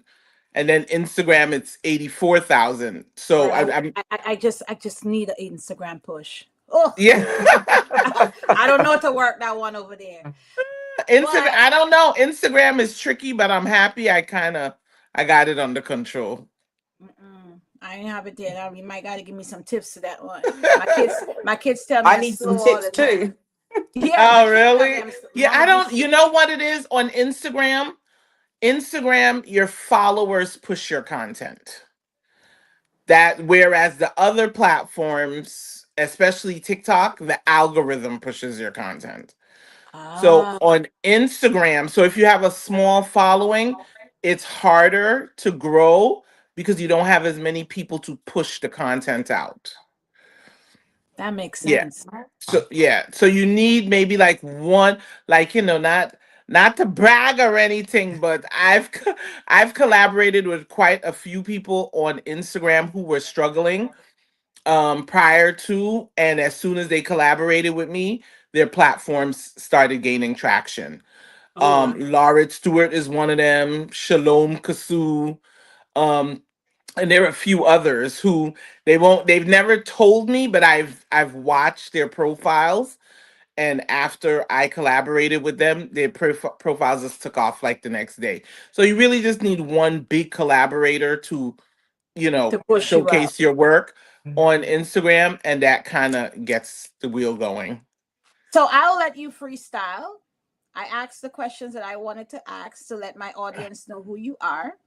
And now Okay. I'm gonna let you do your thing. All right. So I am, contrary to popular belief, I'm an American. So I was born Are right you? here. Yeah. You see? I Yeah. would have never known that. I was born right here in New York City in Manhattan. And my mother happened to send me back to Guyana when I was 3 months old. And I went back and forth until I was 9. But then I really became acclimated to being, growing up as an American child. So I would only speak in my Guyanese dialect when I was around my family. But then the big change happened after my mother passed away 8 years ago. I'm sorry. Oh, thank you. So just with me trying to cope and connect to my Guyanese culture, I actually went to Guyana Day at Coney Island. My mother died in September Oh, 2017. I went to Guyana Day at Coney Island. I think it was August 2018. And everything, just seeing all these women who sounded just like her, dressed just like her, it just did something to me and just kind of reignited my love and my passion for the Guyanese culture. And then during COVID, it just, everything was so heavy. People were just so depressed. And I think the very first time I did it was when did Trump lose that election the first time? It was 2020? no, it was 20 24. Not No, no. he won 24. It was It four would have years been 20, before. He right? won 24. 2020. Right. Mm. So it was 2020. 2020. And remember, he refused to move out of the White House. And I remember I was standing up in front of my TV, and it just came out just raw Guyanese. I was like, Trump, come out to the people place. You're making yourself, the people want you come out to the house. And I just tore off. And who told me to open up my phone and start recording it? And that's how everything started. That was the first. That was when the door cracked open when I did, because people were laughing. I don't even think I had 300 followers on Instagram, and every single comment was just these wild laughing reactions. And yeah, I said, you know what? I guess I'm kind of funny when I speak in my Guyanese accent, and the rest is history. Yeah. So let's Yeah. talk about your show. Shows, plural. Shows. Yeah, so I'm currently, The show that we had, the last one, the Labor Day weekend show, was a huge success. We overcame a lot of obstacles to produce that show. The first show was wildly successful, and so I have followers and fans all over. In wherever there's a Guyanese community or a Caribbean community, they want me to bring the show. So because I have family in Atlanta who would basically be on the ground to scout out venues, distribute flyers, posters, stuff like that, I decided that the first stop should be Atlanta because Wow. it would be easiest. And I announced this thing, and these people in New York bully me, and they say, "What happened to we want a holiday show?" And so that's how I ended up doing.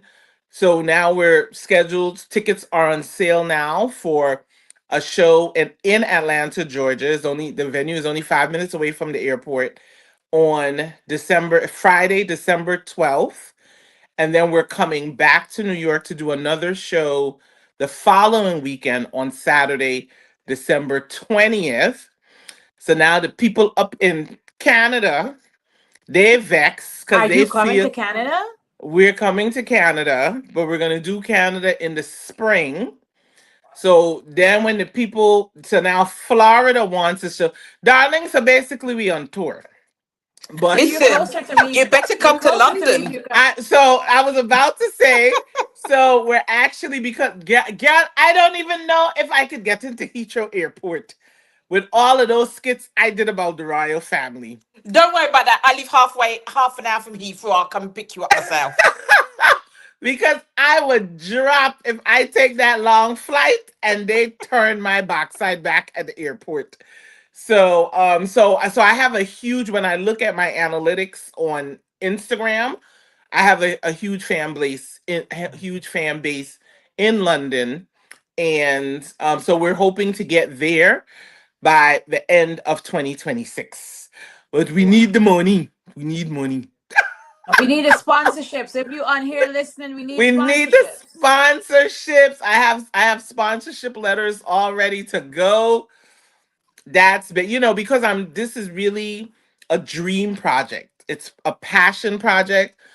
Um One question I did not answer you is that well I did say that my comedy was born of trauma, but the driving force behind that is just like you. After I lost my mom, I was in bereavement therapy for a year. So it is really, to promote healthy mental health wellness, right? So because I know that we're really at a point of a mental health crisis, it is a crisis, a global crisis. This is my driving force that I want to come to try to put some healing balm on my little communities, the Guyanese community, the Caribbean communities. So this is a passion project to come to basically just heal and allow the audience to harvest the energy that we're going to bring to help to sustain them for months and weeks. So I want it to be an experience that they never forget, that will really help to get them through whatever it is they're dealing with. Hmm. Yeah. So, Made me think about something. When life gets heavy for you, what mm, keeps you grounded and motivated outside of being in the public space?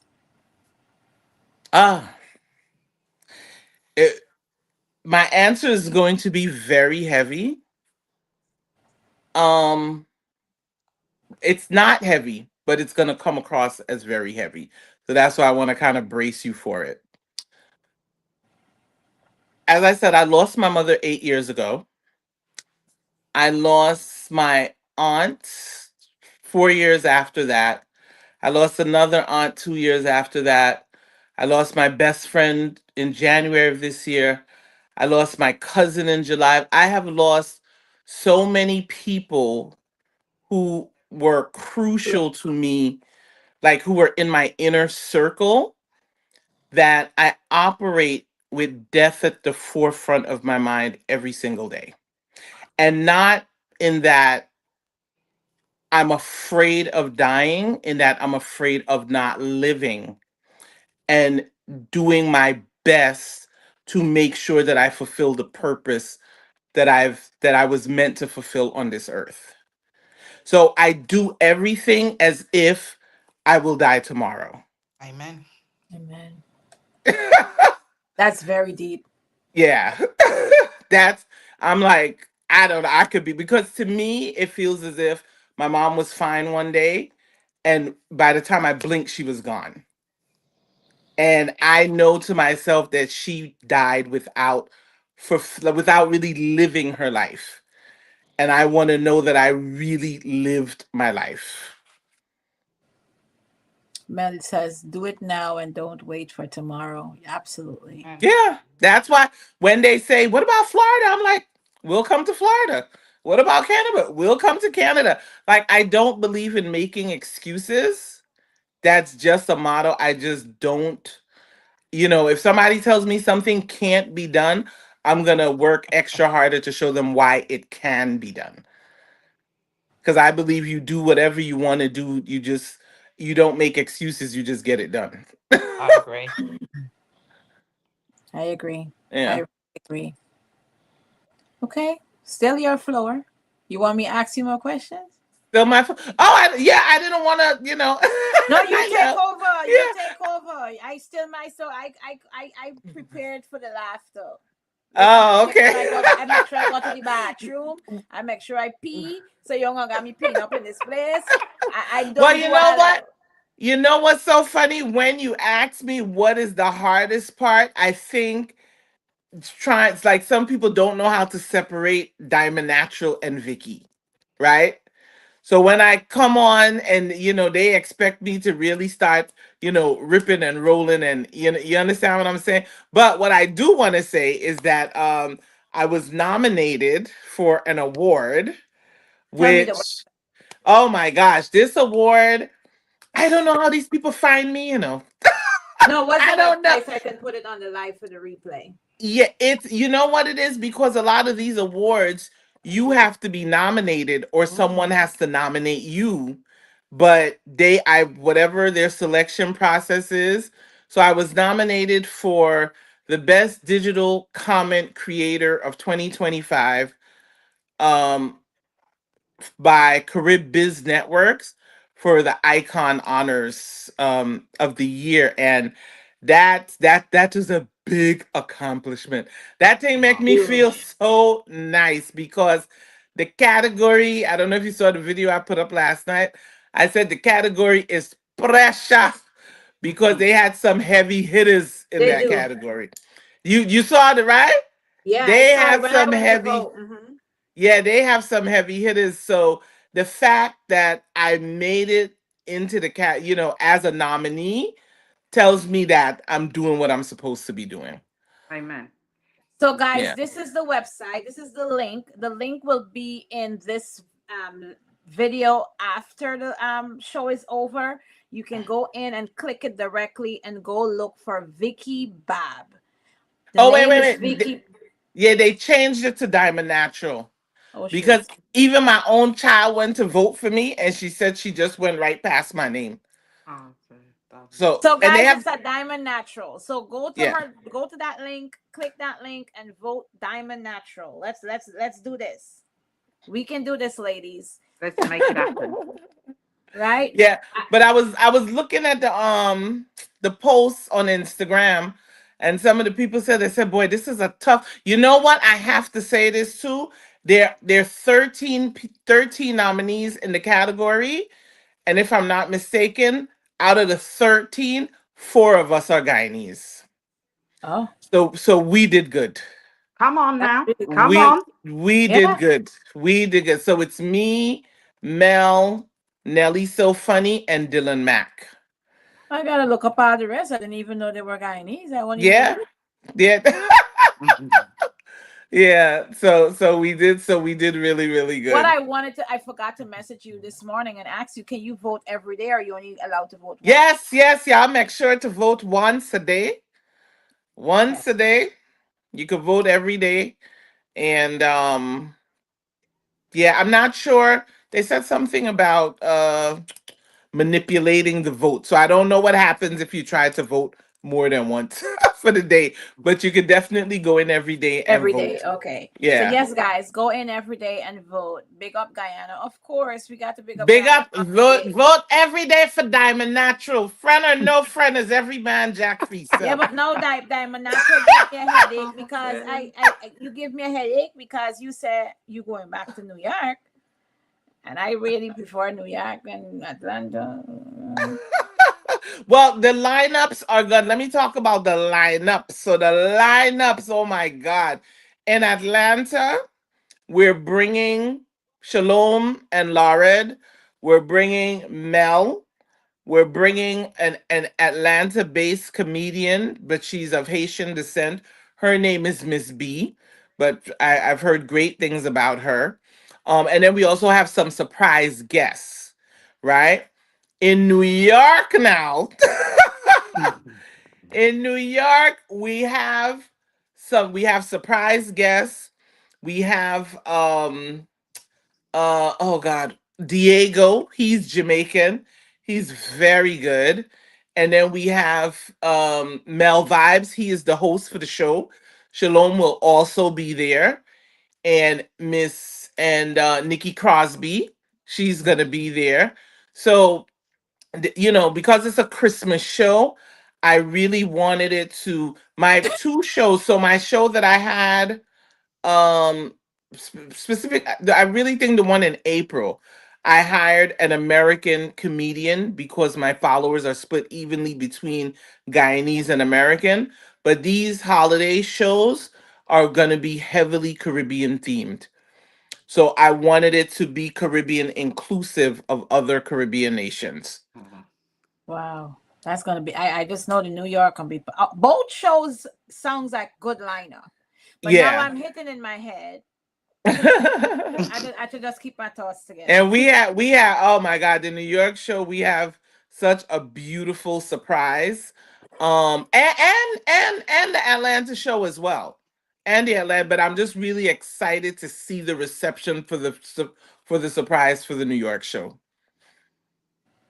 I can't So I can't I who can't I on the can't I live can't right now tell is too in much. Atlanta? Who's on the Huh? live is in Atlanta? I know I have a few Atlanta people. Y'all get y'all tickets now. Okay. Go to Eventbrite. Look up what's the show Somebody name? said guy and he's got talent. And so the tickets are also currently on sale for both shows. So I was on here earlier. I was here for the whole menopause conversation.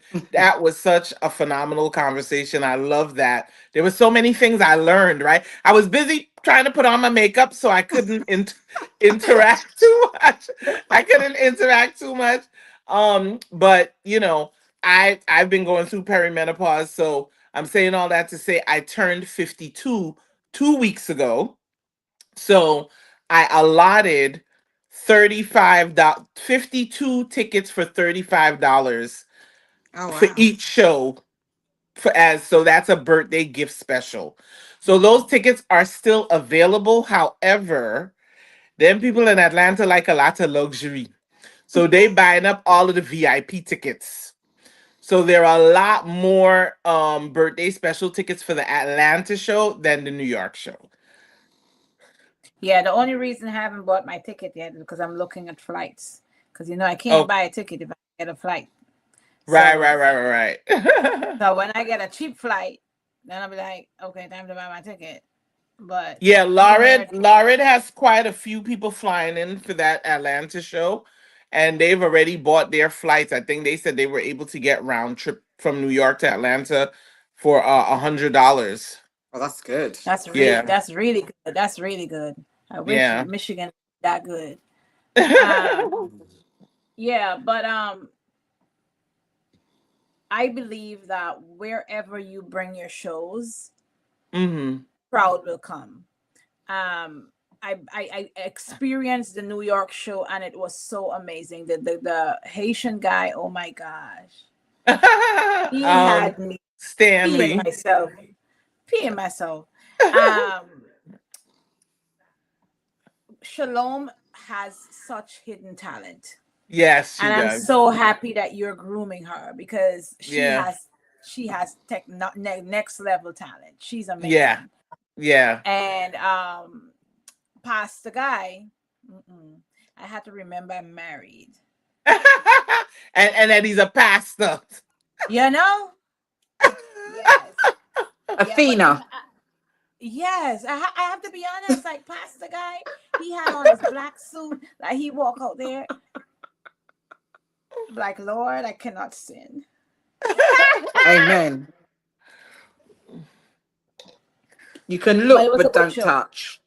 Right, right. No, no looking, no touching. But Mhm. for my audience, somebody saying something. Melissa said, "What? Oh God, oh." So, I don't want to. I know that my purpose of bringing you on here is to bring awareness to my Guyanese community about the show. I have a lot of people that follow me in Atlanta, and I am all about. Hello, Mel, behave yourself. Um, um my Guyanese, I have a lot of Guyanese people follow me from Atlanta, and I really want to encourage our Guyanese people and even people from other countries that are following me for us to support each other. And when we see talent, they can only be successful when we Mm, support them. We can't yes. expect other people to support them. We have to go out there and support.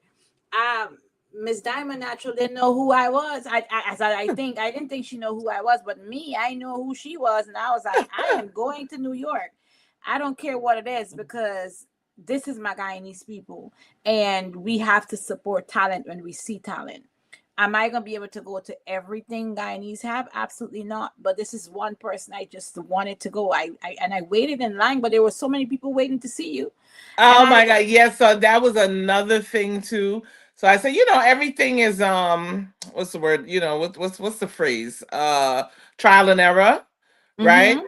So while I'm very welcoming and with my energy and I want it to be an experience where everyone gets to meet me, sometimes it's just not practical. So I had to kind of figure out a way to control that aspect moving forward. So now the meet and greet will only be allotted to the VIP. Yeah. Yeah. The Cause VIP, the experience was classy. yeah, Let me yeah. talk Oh. about my Uh-huh. experience. I want to publicly speak about my experience at the show.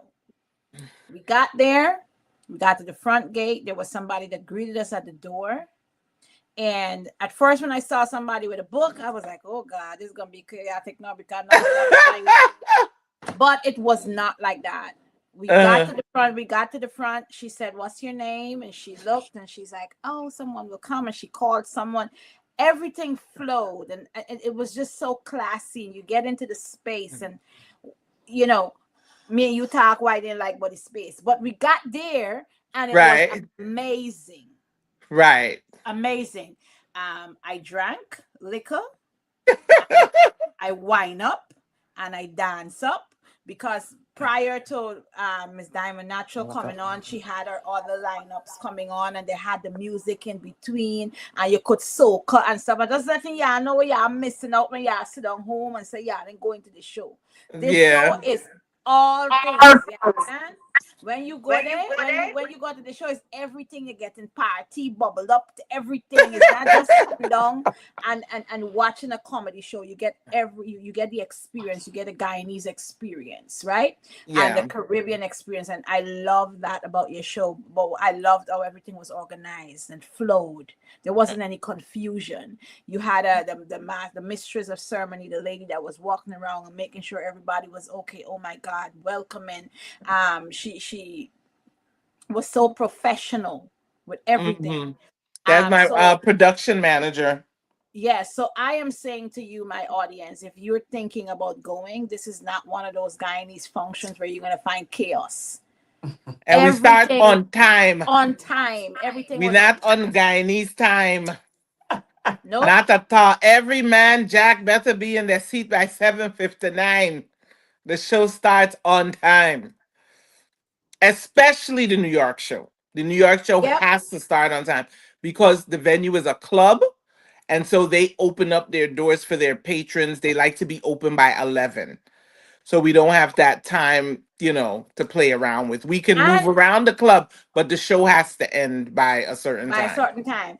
I want to add because I did. I think I have to do damage control Mm, on my review of the mm, show. I had to end up taking down that video because when I did that video, I did it so raw, and that's my mm, issue. Sometimes I do things and then I don't play it back. I just do it in the moment. mm. And a lot of people do a lot of edits when they put out their stuff. I tend to put out my content really raw. And so when I Okay. did that content, I spoke about the food, and the food, I guess the message that came over that was received, I was probably, some people receive it to say, well, the food was bad, and the food was not bad. I Yeah. just had one experience with the cassava ball. So Okay. I want to I let love y'all that. know I love something. those cassava balls. So, but Yes, and that's everything. Yeah, my, everyone's my friend perception is used, different. one of my friend called me, one of my friend called me, my friend said, you need to take down the video because the cassava bar was good as you mouth, you palate and taste good. So, right? So I took it down. I took down the video because I felt like that was my opinion. It was not an opinion for everybody because everybody else had a different experience, right? Right, right, So right. I took it down for those reasons, and because Tropical Isle Roti Shop, I buy their food all the way in Michigan here. Mm. They, Yeah. I buy their food. I buy their dal. I don't Hmm. like to cook dal. So guess what? I buy the frozen dal and it's in my freezer. I don't care if y'all judge me, Guyanese people. I just buy the dal.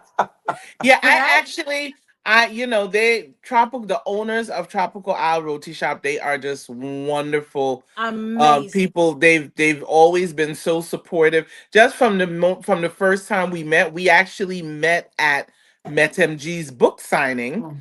I believe it was the end of 2023. So it's been about 2 years. And ever since then, I'm just like you. I'm here for the Guyanese community. I show up for them. I want us all to win. I want us all to succeed. So whenever they reach out to me to do something, I do it without hesitation.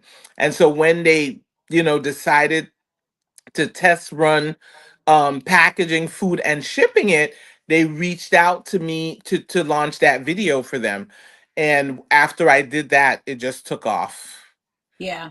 Their food is Yeah. amazing. And Yeah. both Danny and Natasha, Natasha. Yeah. great Yeah. people. Yeah. So you They're so guys, please wonderful. go to www.tropicalrotishop and go buy some food. They got Carrila, they got Belanger, they got They everything. got But everything. do they Every ship to the UK? I Oh, don't they we I gotta don't know if find they're that shipping. You're out. gonna ask them. Yeah, no, I think right now they're just shipping in the United States. But they Okay. do ship to Hawaii. Yeah, you never know because it comes really quick Mm-hmm. and And it the comes food with is the still cold. cold and Wow. everything. The food is Yes. still cold when you get it. I've And seen the let me tell Mm-hmm. you, videos that you've done, Athena, on them. They do look Yeah, amazing. the yeah, food is amazing. Let me tell you, the bunjal liver, I didn't even know that was a thing. yeah. Me And I'm neither. dying. Yeah, me neither. You didn't when I was like, this is, and it tastes so good. Yeah, So yeah. I say that to say, if you're going to the New York show and Tropical Isle there, y'all don't listen to me about the cassava ball. It's my brand. Y'all go and support the food. Go support the food. The food was amazing. The fried rice was good. The fried chicken was good. Um, And and what I handpicked that menu because they you they have did? such an extensive menu. I told them what I wanted. Wow, the chicken, the fried chicken. Did you Yeah. taste the fried chicken that night? It I was so good. Yeah, I don't think so. I know they made sure they know I love the lamb curry, so they sent me Oh, home with a lot of that. And Mm, the you roti, get yeah, spoiled. I was trying to get him to do the pepper pots rolls on the salmon, but he said it was too much of work. Oh. oh.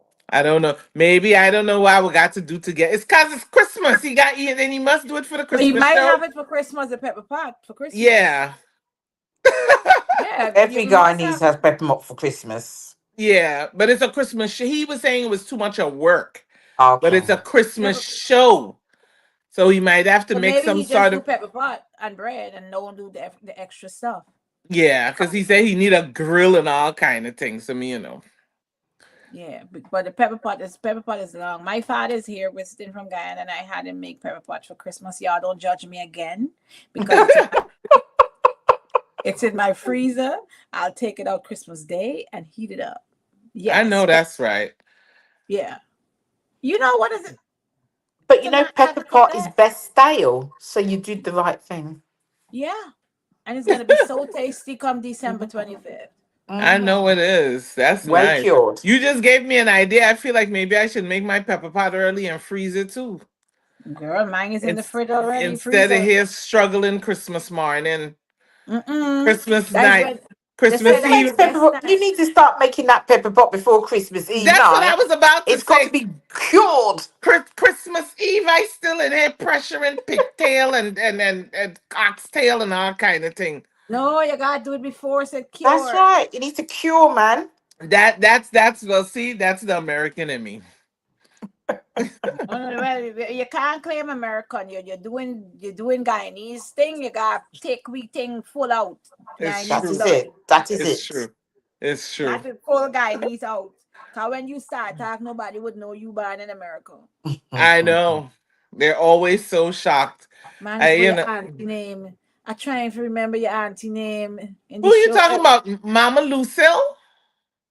Mama Is Lucille, only is either is Joycelyn, Mama Lucille. Joycelyn, Yeah, Joycelyn. Joycelyn. That's the name. But that's a character that I play.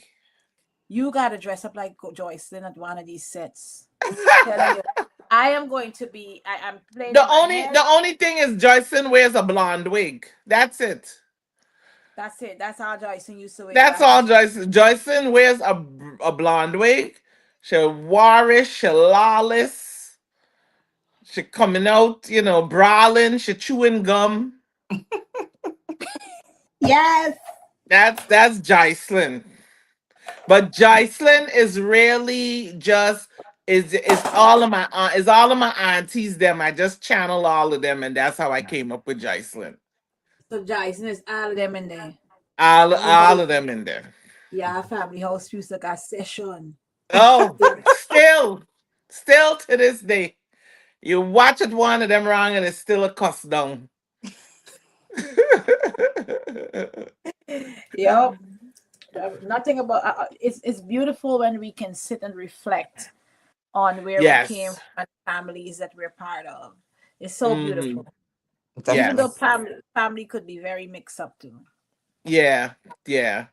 And it's funny you say that too, because for me, with everything that I've gone through, my memories from my childhood is what keeps me. So that's why a lot of my content is so nostalgia based. Mm-hmm. Mm-hmm. Yeah. Yeah. That's amazing. So, diabetic sister, that's AVN that was on here. Guys, go follow AVN and her journey living with diabetes. Okay.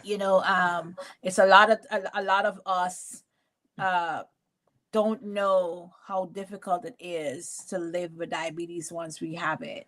Um, I don't have diabetes, but I do have insulin resistance. So I Mm. used to be 230 pounds. I'm now 144. Oh But wow. it was hard work. Yeah. It was hard work. But I did it because I wanted to live. And when you Mm-hmm. get those scary numbers at the Mm-hmm. doctor, you to decide. I had to choose because I used to be on a seafood diet. Every time I see food, I want to eat.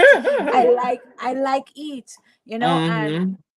so then I had to choose because if the doctor said to me, if you don't lose this weight, you're gonna lose your kidney. So make a Oh wow. decision, right? And Wow. sometimes it comes down to those things that we have to make these decisions because before then you couldn't tell me to lose weight because I'm married to a Jamaican man and they like big thighs and stuff. So Mm. me, I said, me, I ain't getting rid of me weight because now I must send Wow. this man outside, right? Wow. But we can do it, and the journeys how when you see you're going through perimenopause and menopause, it doesn't help with the weight It gain. doesn't. No. No, not at all. Not at all. That I actually recently started walking every day as well because I just wasn't moving enough. And I don't like when my body feels too heavy.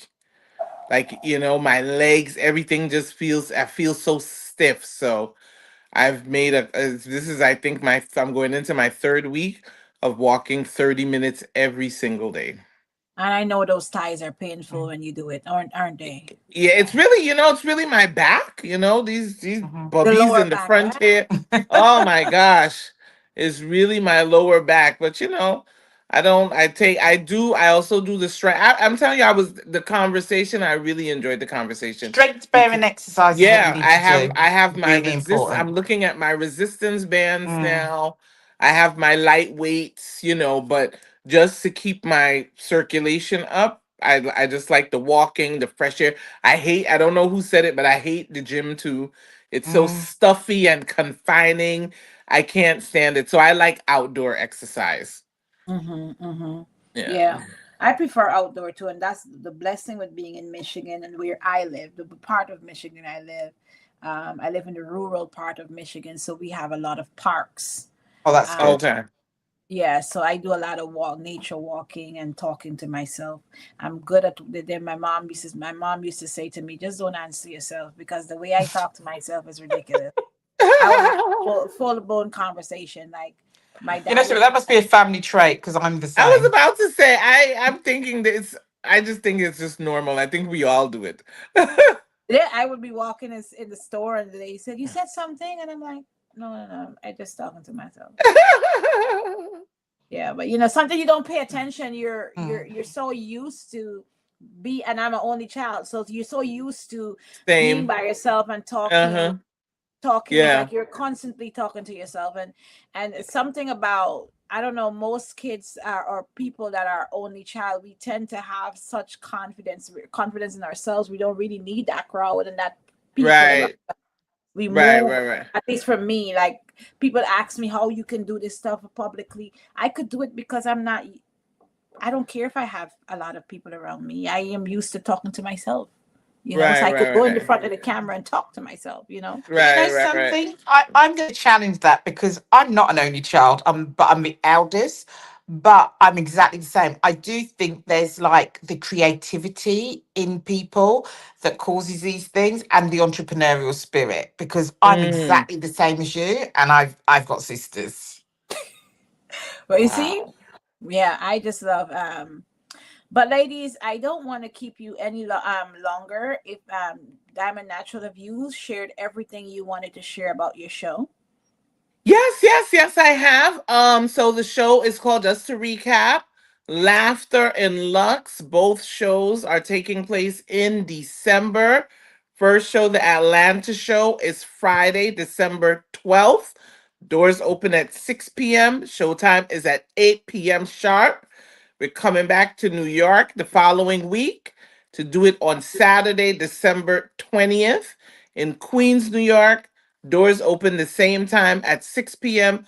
Showtime is at 8 p.m. sharp. Um, Florida and Canada dates to be announced. And please make sure to go to Island Icon Honors to vote for me to become a finalist for the Best Digital Comic Creator of 2025. Please And and this is the link thanks. here to vote. Click the link and this is the link where you can go to vote for Diamond Natural. Please show your support and go out there and vote. You can people coming into the replay of this video. This link will be in the show. You can click on it and go vote for Diamond Natural and show your Once support. You can once vote a every day. day. Every day. They could vote every day. Yes, you can vote every single day, and that's good to know because I just shared the link with my coworkers. So because I'm like, yo, I didn't even tell them like we didn't know each other. I'm like, listen to me, this is my family. Y'all gonna vote Well, it's at good. You work. know what? Because I happened to, and while we were on the phone, I see ticket sales came in. I mean, while we're on the call, so that's good. So Good. thank you, whoever bought tickets. Oh, I wish I Yes. was in So America. yes. Well, So you you guys wish you go could on and come. support. I Get your wish I ticket. wish I was in America. I'm We'll in be we England. God willing, we will make it to England next year, to London by the end of the year. And I'll if be I get watching. stopped at Heathrow Airport, I gonna tell them you tell me for come. You better get me to come to the airport for true. So this show is the first episode of the Athena Show. I have not decided if I want to do this every Friday. I think I'm gonna do a poll out. But what I do know, I will be promoting Diamond Natural Show every day throughout until the day of the Oh, show. thank you so Um, much. You're welcome. That's what we do for each other. Uh, So I will be promoting it. So you guys, just pay attention. Go over to her page and click the link to the Eventbrite and get your tickets.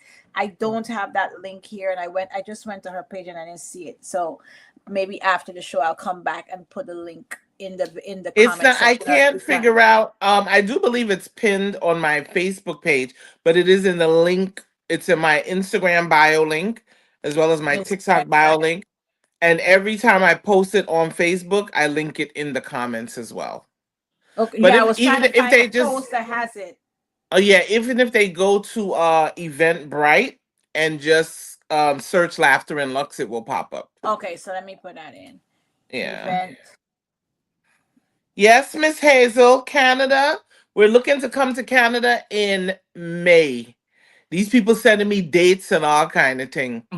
They said they Well, got a long holiday weekend. That's the weekend we should come. well, when you go to Canada, I'm 3 hours from Canada. Oh, really? Hmm. Okay. Oh, wow. I That's dr- good to know. I drive to Canada every summer. That's where I Oh get wow. all of my Caribbean stuff, all of my Oh, okay. salt fish and stuff like that. So Okay. so Oh, definitely, I wouldn't miss Canada for nothing because Okay. it's right next Good. door for me. It's closer for that's good. me, Yeah, you and know, I it's so spend fun. less money. I actually had a sponsor reach out to me today because they'd like to start sponsoring the show in Canada. So Wow, that's yeah. amazing. I'm very very blessed. I'm Amen. extremely blessed. I'm so thankful. Amen. Yeah. And God is going to continue to open doors. We just have to continue to support our talent, Hmm. our Exactly. Guyanese talent when we see them Exactly. push them out, and you never know who. I might push out your talent one day and somebody just come like that. Yeah. Or Miss Hazel might push out your talent and somebody just come like Hmm. that, you know. So it's all about sharing and spreading the word, guys. So please, Collaboration. please, let's Yes. promote collaboration. Let's promote this show, these shows. Let's Hmm. promote these shows and get the audience there. And most of all, get sponsors. If you have own Yes. business and Even you're if looking people think when they hear sponsorship, they think it is, thousands upon thousands of dollars. I even work in a way where I just ask them just to sponsor, one of my comedians to just fly them in, you know, if to help with their accommodations. It's just something just to different assist. things, yeah. Yeah, to make it easier, for everyone. So, but this show has had such an impact that how could I forget to say this? When I put up the promo for these shows on Sunday, immediately I had three offers from three different people asking me for my budget to bring the show to Guyana. Oh wow. Yeah. So we will be in Guyana in 2026 as well. This thing took off. It got to take off because God's in the midst. Yeah. God is in Yeah. the midst. Yeah, so for things like that, because it's made such a huge impact, I have talent who just want to be aligned with it, and they're like, I'll fly myself out. I'll bring myself. But me being who I am, I can't allow them to do that. And so I say, if you really want to be a part of it, just give me some time. Let me work on getting a sponsor to bring you out, because the ticket prices in New York and Atlanta are exactly the same. My expenses are exactly the same. So now when you factor in flights and accommodations, that decreases, I run the risk of even breaking even or operating at a loss. So it has to Wow. make sense for me to bring Mhm. people in. Mm-hmm. Mm-hmm. Yeah. Yeah. You hear that, guys? So go get your tickets. Go get your tickets. Go get your tickets. Listen, And God is doing great things, and greater things He will do. Thank you. Thank you. I And I appreciate rebuke, there that. will be no losses. There will only be Amen. profitability for you. Amen. yes, Amen. Because we yes, want, because absolutely. my goal is eventually to get the shows into a theater setting that can accommodate, upwards of 1,000 to 3,000 people. And I think that's going to be massive. How many people are you Yeah. accommodating at the moment? So the first show we sold out at 200 people. The second show we were it's I looking at the numbers, it was over 300 people. I want to say it was maybe like 320, but my Mhm. host, he swears there were 400 people in there. I I think it said, was four. "You It think looked so like it too?" was four. Yeah, I think it was four. Wow. I don't think it was less than Well, four. well, We had a something lot ain't of people right. because to the Something end. ain't right, Athena, because the money wasn't saying four. Something ain't Uh-uh, right. uh-uh. You better get an accountant. Let me Yeah, talk the thing. The money wasn't yeah, saying four, so because they had to find seats for people. yeah, yeah, To it the was end, packed. remember? To the end, Yeah, it was packed. A lot of people were coming into the end, so I think it was But yeah. about did you sell 400 it all on people. Eventbrite, or was people paying on the door? So what happened was the first show completely sold out. The first show sold out 2 weeks before the Hmm. show. The last show that we had, they couldn't give me an accurate, like my contract was for up to a 1,200 person capacity. I know there was no way we would be able to seat 1,200 people in there. So I set the tickets, I believe, at 600. Hmm. So the show, it didn't technically sell out, but it was packed, right? And that's only because I didn't have an accurate number. So people Hmm. were allowed to buy tickets at the door. Okay. Yeah, yeah. Oh, Yeah, people were allowed to buy tickets at the door. That's probably where your discrepancy is Yeah. from the theatre's So I'm tickets. hoping to get a more accurate number because in all honesty, still selling tickets the day of the show, it was a lot. I was a lot more comfortable when the tickets sold out. To even if it sells out the day before, but the day of, that was a lot. That was a lot because people were still upgrading tickets and all kind of thing. It was a lot. I think you're yeah. going to need a VIP ticket. She A has a VV. VIP ticket. No, no, no. Oh, You have VIP. I'm talking about VVIP.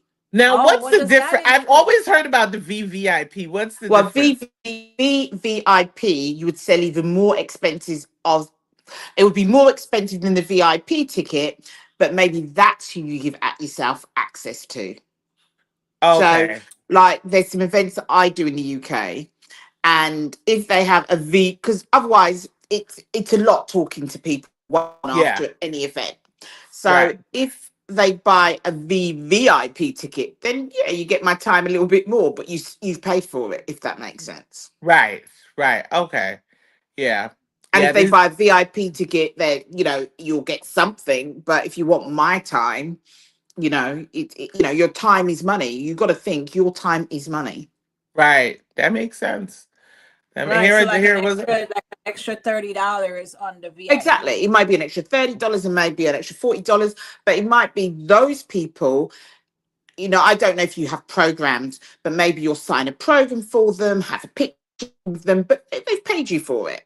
Right. Do you Right. understand where I'm coming from? Where the Right. VIP, maybe they'll have a signed program, but that is it. There's no pictures. You have to Okay. work it out because remember, you are the commodity Right. I Yeah. Oh, and like. so that's nobody like can those do what you're doing. concerts. I Mm. Like like those her. kids, like yeah, the I'm a concerts that businesswoman. they have. Yeah. Yeah. Yeah. I again, with the last two shows, I think I wanted to do too much. And so I Mm. opened up the meet and greet to everyone. And it was a lot. It was a lot. I love meeting everyone, but after preparing for the show, performing for an hour, Athena could tell you I come out doing a whole dance routine. Whole That's routine. a choreographed dance, and then performing for an hour, to stand up to take pictures for an Mhm. hour. It was a lot. Yeah. No, I It do was talks, so I know you got to prepare for the talk, and there's right, a lot of work that actually goes into it before you actually deliver that talk. And if you've got to right, do the research, you've got to do the research, and right. that's all of that work that goes on behind. Nobody sees that work. So No, when I'm talking about your time, you spend a lot of time before you get to the day, right, and right, then Yeah, you and you people deliver will the pay to see talk. you. People will pay Pardon? to see you. No, I'm saying that people will pay for to see her. Exactly, exactly. That extra people would definitely pay to see Exactly. Even if you say an extra $40, meet and greet, have a picture taken, sign a program. If you get 50 people doing that, that's an extra. right, right. But those are the people you take the time to, or you have. I just came off a conference I did, a big menopause conference called Pause Live in the UK. And what we did at that conference, you had people in a green room, and those people were like the VVIPs, and we put food in, we put drink in there, but it was paid for. Does that make sense? Because Yes, they've paid you the extra. So you might find, I'm just giving you an example. You may say, and obviously I'm not in America, but if there was an area you could cordon off, and those people, you could maybe have some rum punch, some patties or something, but they've paid for it. You right, know? right, right. Okay. I have to look into that, definitely. Yeah. It's too late for these shows because the tickets have already started Oh no, already no, selling. I'm there. just talking Yeah. about in the Yeah, future. No, in the yeah, future, yeah, because that would be Yeah. right. something nice in the future. Because I went to I can't remember what they called it. In July, I went to a boat ride for my birthday, and they had VIP, and then there was a second tier VIP, Mm-hmm. and that Mm-hmm. the first VIP, which was like $100 to go in, you didn't have seats, even though it was a VIP. Mm-hmm. You just had Right, you just had a secluded area, and Area. then Mm-hmm. and then the other tier VIP, you had seats and you were served. The first That's it. the Mm-hmm. first VIP, you had to self serve, and the second VIP, which was the one that my husband did, they came to your table and serve you and get your drinks and your stuff like that. So I think I understand what you're trying to say. Exactly. It's exactly that. You're giving a little bit more to those people. Hmm. right. No, no, no. Trust me, I totally agree. I totally agree. And thank you. That's very insightful. So I'll be sure to You're keep that in welcome. mind. Yeah, somebody You're distracting welcome. her, so we didn't want to keep the celebrity longer. Oh, Oh, There's sorry. no, I'm so sorry. celebrity. somebody is my daughter. She tell me I'm too loud in the living room. Oh. And my daughter peeping at the Ce- window too and telling me Celebrity something. or no celebrity, she just tell me point blank, there's not no celebrity inside of here. So I got to mind my manners. You ever see such a story? Wow. Our children, what we can do without Mhm. them? Yeah, What yeah, we can do Well, they're without them? grounding. At least they keep you grounded. yeah. They sure do. We still in I here just don't like arguing. when mine tell me I slow. I hear that every day, every day, every Oh. day. Yeah. Oh. But what are you gonna do? You just gotta Okay. enjoy it. You come from Guyana, you have what you call tantalizing. So those Hmm. things shouldn't phase you when you see these kids tell you stuff, you just laugh at it because if you know anything about growing up in Ghana, they tantalize you. They say, why your head so big? When I was small, I mean my head's still big now. They used to call me big forehead headlamp. And you Oh come my down. God. Let me tell you, when it's moonlight time in the dark, they're gonna say, watch the headlamp, you know?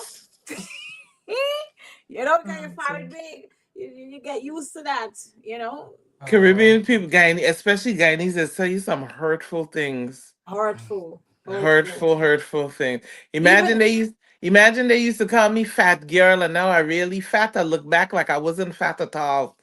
And these people and then they ask traumatize you, me. you get off the plane, they say, oh gosh, you proper get fat. Now I went back in May, they say, you maga, you not eat? Make up your Jeez. mind. Are Yeah. you I'm surprised they fat? didn't tell you were sick. Right. When I first started losing weight, people were in my DM asking me if I was sick. Like, are you Oh okay? wow. Like, come on, y'all. It's okay to be slim. Yeah. you Yeah. know.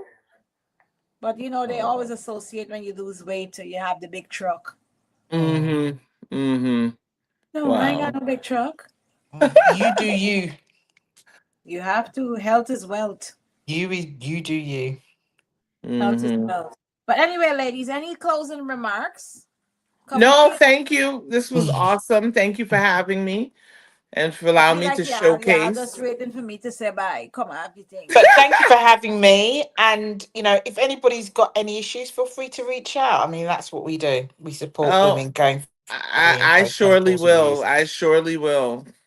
I No definitely want problem. to bring you back once a month. Cause to Yeah, let me know. Let me because know. I have majority of my followers are women, and so many of them come into my DM about menopause, and they don't want to talk about it publicly. You know, Mm, so many of them come about in the menopause. I don't have the experience in menopause. I'm more morbidities. That's my line of work. Mhm. Dealing with diabetes and hypertension, and not necessarily menopause, even though they all come in one big bundle. Mm. So having you on the live, and since this is something that you're passionate about and you have a business surrounding it, it would be nice to have you on once a month, or I mean, with your schedule, Yeah, everything we let me can know. Let me know. well, we can work with These that times are offline. good for me because it's the end of my like it's 2 o'clock in the morning here, so it's the end of my business day, so I can chill out with you guys and chat. And Yeah, if people got questions, and if women are embarrassed, because not everything women want to talk about, especially, mhm. and I find that even when I do talks, after a talk they come and talk to me, or the next thing they're coming my DMs. At the end of the day, people have got to be comfortable, if that makes sense. They might listen, they might not say anything, but the next thing they're messaging you. So I always say, you do you. And it's important that you look after yourself. yeah, There's no stigma, there's no embarrassment. Mm. absolutely. Any closing remarks, Diamond Natural? No, darling. I said all I need for sir. You don't Oh, say everything. All right. I That's we're wouldn't it. put done. you. I did not. I purposely did not want to put you on the spot to do any kind of comedic work, because that people pay for that. You know what I'm saying? I wanted people to get to know you, right? Oh, thank you. But a lot of people don't know it doesn't work like that anyway. What? Because What? it's not a route, like it's not, you really have to get into character to do that. Right. Yeah. And then I think, like, for me, what one of the reasons why I felt like I needed to bring to the audience who you are, because I saw a different, yes, I was there for comedy, but I saw such a beautiful soul on stage. And a Oh, lot of, thank and you. having you come on a serious note and share that other side of you. I'm not saying that you don't on your platform, but Mm, sharing that part of you is very important also, because not many people would see that, because you're only seeing the laughter part. And right. and then my experience with you in my DM too, so compassionate, and loving a different side that we don't see on videos, right? You were so nurturing in your conversation privately, and Oh, people don't see that part of you, right? So oh, it's very important to bring that out, so people know who they're coming to support. oh, that's nice. Thank you. Mm. I truly appreciate that. Yeah. So with that being said, guys, I'm looking forward to all your feedbacks tomorrow. Thank you for joining us. Thank you so much for being here, ladies, and you Thank you guys for have a having wonderful. us. Thank You're you. welcome. You're welcome. You guys have a Have a wonderful blessed evening, everybody. Okay, thank you. Bye Have You a bye. great too. Bye weekend. bye. Bye. Okay, Bye. bye-bye. Oh God, I'll be end this, end the stream. Me end it.